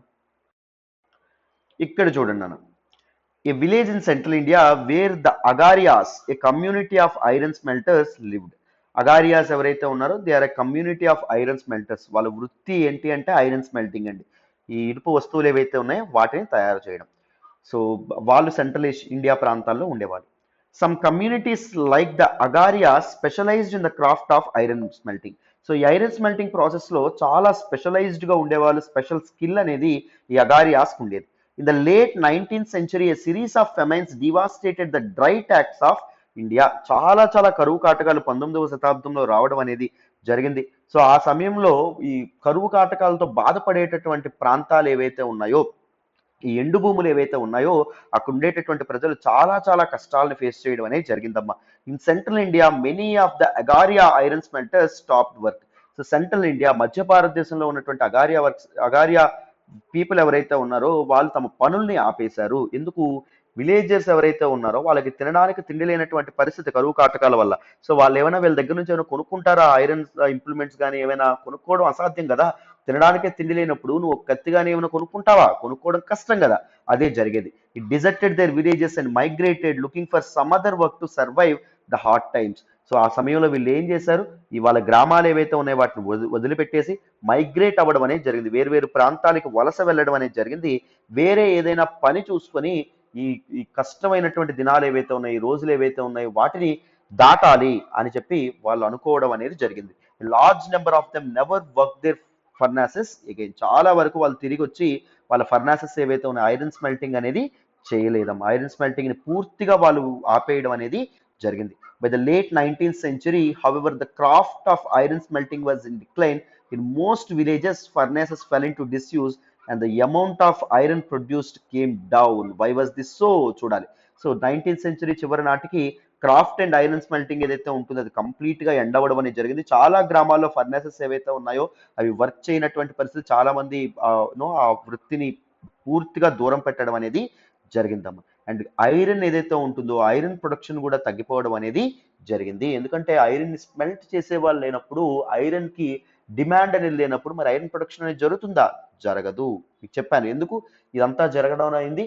సో యూరోపియన్ కంట్రీస్ నుంచి ఐరన్ ఏదైతే ఉంటుందో ఐరన్ అండ్ స్టీల్ ప్రొడక్ట్స్ ఏవైతే ఉన్నాయో ఇంపోర్ట్ అవ్వడం అనేది జరిగేదమ్మా. అండ్ దాంతోపాటు రాజులు ఎవరైతే ఉన్నారో రాజులు కూడా ఐరన్ ఏదైతే ఉంటుందో ఐరన్ ని అబాండాన్ చేయడం అనేది జరిగింది. దీస్ వర్డ్స్ వీటన్నింటినీ వాళ్ళకే భరణం, వాళ్ళకే సరిపోయినటువంటి పరిస్థితి. ఆ డబ్బులు ఏవైతే ఉన్నాయో డబ్బులు బ్రిటిష్ వాళ్ళు ఇచ్చేటటువంటి కప్పం. సో మరి వాళ్ళు ఎలా ఈ స్వర్డ్స్ ఈ ఆర్మీస్ మెయింటైన్ చేస్తారు? కష్టం కదా. అదే ప్రాబ్లం వచ్చింది. One reason was the new forest laws that you have read about. So మొదటి రీజన్ ఏంటి అంటే ఐరన్ ప్రొడక్షన్ తగ్గిపోవడానికి ఫస్ట్ రీజన్ చూడండి, చాలా ఇంపార్టెంట్. కొత్త ఫారెస్ట్ లాస్ ఏవైతే వచ్చినాయో ఫారెస్ట్ లాస్ అండి. సో ఈ ఫారెస్ట్ లాస్ వల్ల ట్రైబల్స్ చాలా ఎఫెక్ట్ అయ్యారని చెప్పుకున్నామా. దాంతోపాటు this iron and steel industry ఏదైతే ఉంటుందో అది కూడా చాలా ఎఫెక్ట్ అవ్వడం అనేది జరిగింది. ఈ కొత్త చట్టాలను చేసి ఐరన్ గనులు ఏవైతే ఉన్నాయో గనుల నుంచి ఇనుముని సేకరించకూడదు అనేటటువంటి కొత్త పద్ధతులు తీసుకురావడం అనేది జరిగింది. అర్థమైందా? సో చూడండి, when the colonial government prevented people from entering the reserved forest, how could the iron smelters find wood or charcoal? Where could they get iron ore? Defying forest laws, they often entered the forest secretly and collected wood, but they could not sustain their occupation on this basis for long. Many gave up their craft and looked for some other means of livelihood. చూడండి అన్న, colonial government British వాళ్ళు ప్రజలని forest లోకి చట్టాలు చేయడం ద్వారా అడవుల్లోకి enter అవ్వకూడదు, అడవుల్లోకి ప్రవేశించకూడదు అని చెప్పి చట్టాలు చేశారని చెప్పి చెప్పుకున్నాం. మరి అడవుల్లో ప్రవేశించినప్పుడు ఈ ఐరన్ స్మెల్టర్స్ కి వుడ్ ఎక్కడి నుంచి వస్తుంది? బొగ్గు కోసం ఆ కలప ఎక్కడ దొరుకుతుంది? దొరకదు కదా. Where could they get iron ore? మరి ఐరన్ ఓర్ ఎక్కడి నుంచి వస్తుంది? ఇనుము గనులు ఏవైతే ఉన్నాయో ఎక్కడి నుంచి వస్తాయి? కొంతమంది ఏం చేసేవాళ్ళు అంటే ఈ ఫారెస్ట్ లాస్ ఏవైతే ఉన్నాయో వాటిని పక్కన పెట్టేసి వాటిని అధిగమించేసి they often entered the forest secretly, చాలా సీక్రెట్ గా రహస్యంగా అడవుల్లోకి ఎంటర్ అవ్వడం అనేది జరిగింది. అండ్ వుడ్ని కూడా వాళ్ళు కలెక్ట్ చేసేవాళ్ళు. But they could not sustain their occupation on this basis for long. ఈ దొంగతనంగా వెళ్ళడం, వుడ్ని తీసుకురావడం ఇదంతా ఎవరి పడకుండా ఇవన్నీ చేయడం, ఒకవేళ ఎవరికైనా తెలిస్తే విపరీతమైన శిక్షలు, ఎంతకాలం ఈ దొంగ బతుకు దాక్కుని బతుకుతారు? కష్టం కదా. సో అందుకే చాలా మంది ఈ craft iron smelting and iron and steel industry ఏదైతే ఉంటుందో దాన్ని విడిచిపెట్టేయడం అనేది జరిగిందన్న. విడిచిపెట్టేసి అదర్ మీన్స్ ఆఫ్ లైవ్లీహుడ్, వేరే పనులు ఏవైతే ఉన్నాయో చూసుకోవడం మొదలు పెట్టారు. అది మనకి ఇక్కడ చెప్తున్నారు. In some areas, the government did grant access to the forest, but the iron smelters had to pay a very high tax to the forest department for every furnace they used. కొన్నిసార్లు ప్రభుత్వం ఏం చేసేది అంటే ఈ iron స్మెల్టర్స్ని ఎలో చేసేది అడవుల్లోకి, ఈ వుడ్ని కానీ లేకపోతే ఐరన్ ఓర్ని కానీ తీసుకోవడానికి. కానీ ఈ ఐరన్ స్మెల్టర్స్ ఏం చేయాలి, వాళ్ళ ఫర్నేస్లు ఎన్నుంటే అంత డబ్బు అనేది పన్ను రూపంలో కట్టాలి. This reduce there income. దీనివల్ల ఏమైంది, పన్నులు అనేవి ఎక్కువ అవడం వల్ల వాళ్ళ తాలూకా ఆదాయం అండ్ వాళ్ళ తాలూకు సంపాదన ఏదైతే ఉంటుందో అది పూర్తిగా పడిపోవడం అనేది జరిగింది. More over by late 19th century, iron and steel was being imported from Britain. So 19వ శతాబ్దపు చివరి నాటికి బ్రిటన్ నుంచి this particular iron and steel ఏదైతే ఉంటుందో అది ఇంపోర్ట్ చేసుకోవడం మొదలు పెట్టారు. ఇప్పుడు మన టెక్స్టైల్ ఇండస్ట్రీ మనకి ఎలా ఫెయిల్ అయిందని మాట్లాడుకున్నామో ముందు మనం, సో సేమ్ అలాగే ఐరన్ ఇండస్ట్రీ కూడా ఫెయిల్ అయింది. Iron smiths in India began using the imported iron to manufacture utensils and implements. So imported iron చాలా తక్కువ కాస్ట్కి వస్తుండడం వల్ల దిస్ ఐరన్ స్మిత్స్ ఎవరైతే ఉన్నారో వాళ్ళు ఇంపోర్టెడ్ ఐరన్ ఏదైతే ఉంటుందో దాన్ని వాడడం మొదలు పెట్టారండి. అర్థమైందా, బ్రిటన్ నుంచి వచ్చేది. దానివల్ల లోకల్ పీపుల్ ఎవరైతే ఉన్నారో వాళ్ళకి సేల్స్ అనేటటువంటి లేనటువంటి పరిస్థితి. This inevitably lowered the demand for iron produced by local smelters. Local smelters produce చేసినటువంటి ఐరన్ ఏదైతే ఉంటుందో దానికి పూర్తిగా గిరాకీ పడిపోయింది, డిమాండ్ అనేది పడిపోయింది. By the early 20th century, the artisans producing iron and steel face a new competition. So 20వ శతాబ్దపు మొదటి రోజుల్లో these iron and steel produce చేస్తున్నటువంటి ఆర్టిసన్స్ ఎవరైతే ఉన్నారో, కళాకారులు ఎవరైతే ఉన్నారో వాళ్ళు చాలా చాలా కాంపిటీషన్ ఫేస్ చేయడం అనేది జరిగింది. కొత్త రూపంలో కాంపిటీషన్ అనేది ఫేస్ చేయడం అనేది జరిగింది. చూడండి ఎంత బ్యూటిఫుల్గా మీకు ఎక్స్ప్లెయిన్ చేసే ప్రయత్నం అనేది చేస్తున్నారో ఇక్కడ ఎన్సీఆర్టీస్లో. సో ఎన్సీఆర్టీస్ అది well written and beautifully structured books అండి. You must always read them. ఇప్పుడు క్లాస్ అయిపోయిన తర్వాత నేను వినేశాను కదా అని పక్కన పెట్టేయద్దు. వాట్ ఎవర్ యూ లెర్న్ ఒక్కసారి మీరు ఏం చేస్తారంటే బుక్లో చదవండి. ద బ్యూటీనెస్ మీరు ఎంజాయ్ చేస్తారు. అండ్ మీరు చదువుతునేటప్పుడు నేను చెప్పినవి కూడా మీ మైండ్లో స్ట్రైక్ అవుతూ ఉంటాయి. సార్ ఇక్కడ ఇది చెప్పారు కదా, అది చెప్పారు కదా అని మీకు అర్థమవుతూ ఉంటుంది. సో ఇంకాస్త మీకు ఒక ఫైనెస్ట్ ఆస్పెక్ట్ అనేది వస్తుంది, ఒక ఫైనెస్ట్ టచ్ వస్తుంది మీకు సబ్జెక్ట్ మీద. అర్థమైందా? ఇక్కడ చూడండి వైడ్ స్ప్రెడ్ ఇండస్ట్రీ అని చెప్పి ఇక్కడ ఒకటి రాశారు, దీన్ని కూడా తెలుసుకుందాం. According to A report of the geological survey of India, geological survey of India చేసినటువంటి ఒక రిపోర్ట్ ప్రకారం iron smelting was at one time A wide spread industry in India. ఇండియాలో ఐరన్ స్మెల్టింగ్ అనేది ఒకప్పుడు విరివిగా ఉండేదండి. చాలా ఎక్కువ మంది ఆక్యుపేషన్ ఈ లైవ్లీహుడ్ని ప్రాక్టీస్ చేస్తూ జీవితం సాగించడం అనేది జరిగింది. And there is hardly a district away from the great alluvial tracts of the Indus, Ganges and Brahmaputra in which slag heaps are not found. చూడండి ముఖ్యంగా సింధు నది, గంగా నది, బ్రహ్మపుత్ర నదులు ఏవైతే ఉన్నాయో, ఆ రేంజెస్ ఏవైతే ఉన్నాయో, ఈ రివర్ బేసిన్స్ ఏవైతే ఉన్నాయో అక్కడ ప్రతి జిల్లాలో మీకు అల్యూవియల్ ట్రాక్స్ ఏవైతే ఉన్నాయో అవి కనిపిస్తాయంట. సో దీస్ ఆర్, అందుకే ఐరన్ స్మెల్టింగ్ ఏదైతే ఉంటుందో ఎక్కువ మంది ఫాలో అవ్వడం అనేది జరిగేది. For the primitive iron smelter finds no difficulty in obtaining sufficient supplies of ore from deposits that no European iron master would regard as worth his serious consideration. Primitive iron smelters ఎవరైతే ఉన్నారో, early iron smelters ఎవరైతే ఉన్నారో వాళ్ళు sufficient supplies అనేవి తీసుకునేవాళ్ళు అంటే deposits నుంచి. ఇప్పుడు మీకు అంటే విరివిగా దొరికేది ఐరన్ నిండుగా ఫుల్ ఫ్లెడ్జ్డ్గా ఐరన్ ఓర్ అనేది మనకు ఉండేది, ఐరన్ అనేది దొరికేదని చెప్పి ఇక్కడ చెప్పడం అనేది జరిగింది. నో యూరోపియన్ ఐరన్ మాస్టర్, యూరోప్కి సంబంధించినటువంటి ఏ ఐరన్ మాస్టర్ కూడా would regard as worth his serious consideration. దీన్ని పట్టించుకోవాలి, ఈ ఐరన్ ఓర్ ఏదైతే ఉంటుందో దాన్ని మేము ఉపయోగించుకోవాలని వాళ్ళు కూడా ఎప్పుడు అనుకోవాలి. సో ఇంత విరివిగా ఉన్నటువంటి ఐరన్ ఇండస్ట్రీ ఏదైతే ఉంటుందో, ఐరన్ ఇండస్ట్రీని భారతదేశంలో అభివృద్ధి చేయాలనేటటువంటి ఆలోచన కూడా బ్రిటిష్ వాళ్ళు ఎవరైతే ఉన్నారో వాళ్ళకి రాలేదు. సో చూసారా మనకి ఇండస్ అండ్ దాంతోపాటు Ganges and Brahmaputra river basins దగ్గర ప్రతి జిల్లాలో కూడా ఐరన్ ఓర్ అనేది దొరికేదంట. So not even one district away from it అని చెప్పి మనకి ఇక్కడ చెప్తున్నారు. రైట్, నెక్స్ట్ చూడండి అన్న. సో నెక్స్ట్ చూడండి అమ్మా, iron and steel factories come up in India. భారతదేశంలో ఐరన్ అండ్ స్టీల్ ఫ్యాక్టరీస్ ఎలా వచ్చినాయి after the decline of this industry, కొత్త ఫ్యాక్టరీలు అనేవి ఎలా వచ్చాయో చూడండి. The year was 1904. 1904 సంవత్సరంలో in the hot month of April, వేసవి కాలం ఏప్రిల్ నెలలో Charles Weld, an American geologist and Dorabji Tata, the eldest son of Jamshedji Tata, for travelling in Chhattisgarh in search of iron ore deposits. So Charles Weld అనేటటువంటి ఒక American geologist and దాంతోపాటు దొరాబ్జీ టాటా అనేటటువంటి ఒక business man, is a sun of Jamshedji Tata. వాళ్ళు ఛత్తీస్గఢ్ మొత్తం తిరుగుతున్నారండి. ఎందుకు అంటే iron ore deposits ఏవైతే ఉన్నాయో వాటిని కనుక్కోవడానికి. They had spent many months on a costly venture looking for sources of good iron ore to set up a modern iron and steel plant in India. అప్పటికే European కంట్రీస్ని ఒక ఊపు ఊపేస్తున్నటువంటి ఇండస్ట్రియల్ రెవల్యూషన్ ఏదైతే ఉంటుందో, పారిశ్రామిక విప్లవం భారతదేశానికి కూడా పాకింది. సో ఈ ఐరన్ అండ్ స్టీల్ ఇండస్ట్రీ ఏదైతే ఉంటుందో, మోడర్న్ ఐరన్ అండ్ స్టీల్ ఇండస్ట్రీని సెటప్ చేయడం వల్ల చాలా లాభాలని ఆర్జించవచ్చు అండ్ దాంతోపాటు దానికి మంచి గిరాకీ ఉంటుంది అని గమనించినటువంటి దొరాబ్జీ టాటా ఎవరైతే ఉన్నారో ఆయన తన ఒక జియాలజిస్ట్, అమెరికన్ జియాలజిస్ట్ అయినటువంటి చార్లెస్ వెల్డ్ సహాయంతో చాలా రీసెర్చ్ అనేది చేస్తున్నారు ఎక్కడ మంచి క్వాలిటీ ఐరన్ ఓర్ దొరుకుతుంది అనేటటువంటి విషయం మీద. Jamshedji Tata had decided to spend a large part of his fortune to build a big iron and steel industry in India. తన ఆస్తిలో చాలా వరకు ఖర్చు పెట్టి చాలా మొత్తం వెచ్చించి ఒక మోడర్న్ ఐరన్ అండ్ స్టీల్ ఇండస్ట్రీని ఒకటి ఏర్పాటు చేద్దామని చెప్పి టాటా అనుకోవడం అనేది జరుగుతుంది, Dorabji Tata. But this could not be done without identifying the source of fine quality iron ore. మరి అంత గొప్పదైనటువంటి ఐరన్ ఇండస్ట్రీ ఏదైతే, ఐరన్ ఫ్యాక్టరీ ఏదైతే ఉంటుందో, స్టీల్ ఫ్యాక్టరీ ఏదైతే ఉంటుందో దాన్ని సెటప్ చేయాలి అంటే ఒక మంచి గుడ్ క్వాలిటీ ఐరన్ ఓర్ అవసరమా కాదా? తప్పకుండా అవసరం. అందుకే దానికోసం చాలా ప్రయత్నిస్తున్నారు. One day after travelling for many hours in the forest, అడవుల్లో చాలా గంటలు ప్రయాణించిన తర్వాత Weld and Dorabji came up on a small village and found a group of men and women carrying basket loads of iron ore. So అక్కడ కొంతమంది మగవాళ్ళు ఆడవాళ్ళు కనిపించారండి ఒక చిన్న విలేజ్ లో. వాళ్ళు ఏం చేస్తున్నారు, గంపల్లో ఐరన్ ఓర్ ఏదైతే ఉంటుందో దాన్ని ఎత్తుకొని వాళ్ళు వివిధ ప్రాంతాలకు సంచరిస్తూ ఉండడం వాళ్ళు గమనించారు.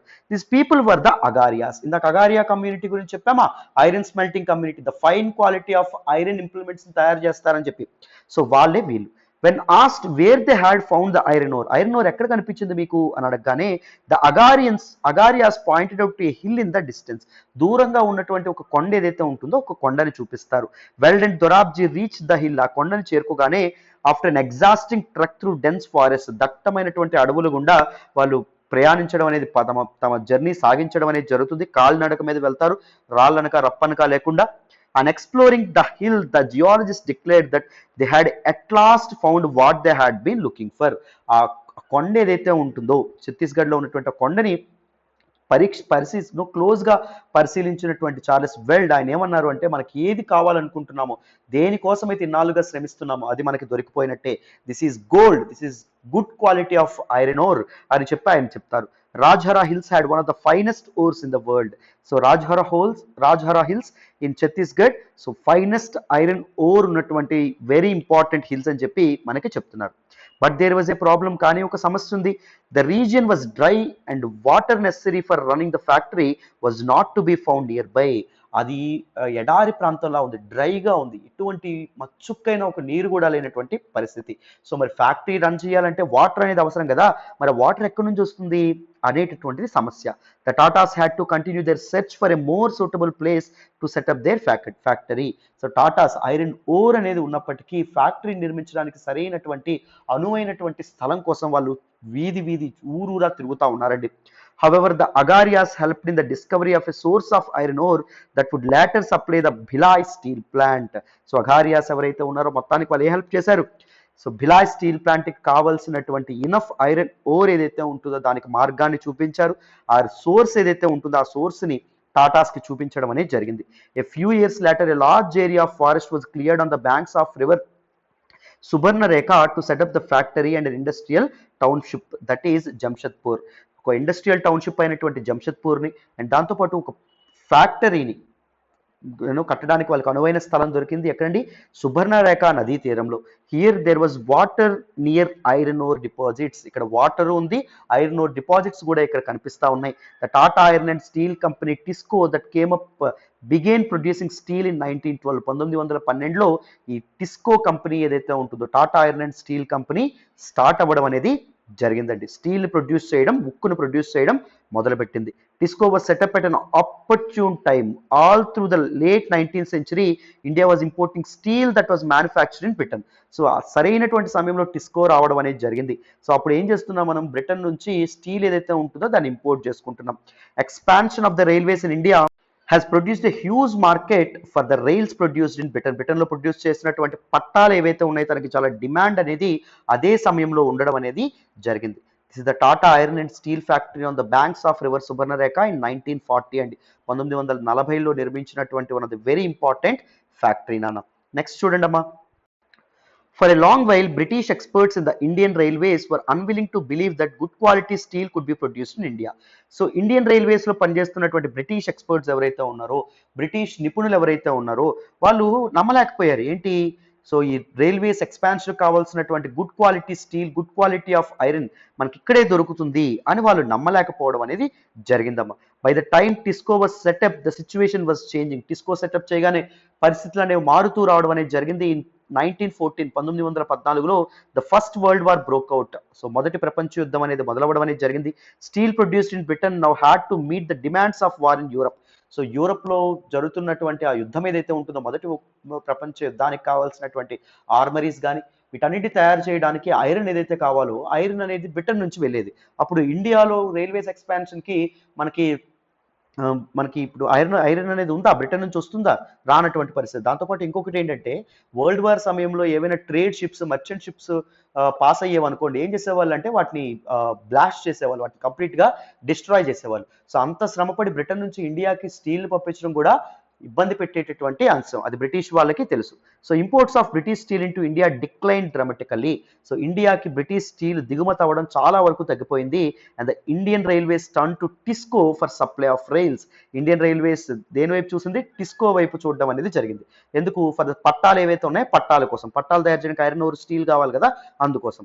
as the war dragged on for several years, war అనేది 1918 వరకు 4 సంవత్సరాల పాటు జరగడం వల్ల TISCO had to produce shells and carriage wheels for the war. యుద్ధానికి కావాల్సినటువంటి క్యారేజ్ వీల్స్ అండ్ దాంతోపాటు షెల్స్ ఇవన్నీ కూడా తయారు చేసిన కాంట్రాక్ట్ కూడా వాళ్ళకి వచ్చింది.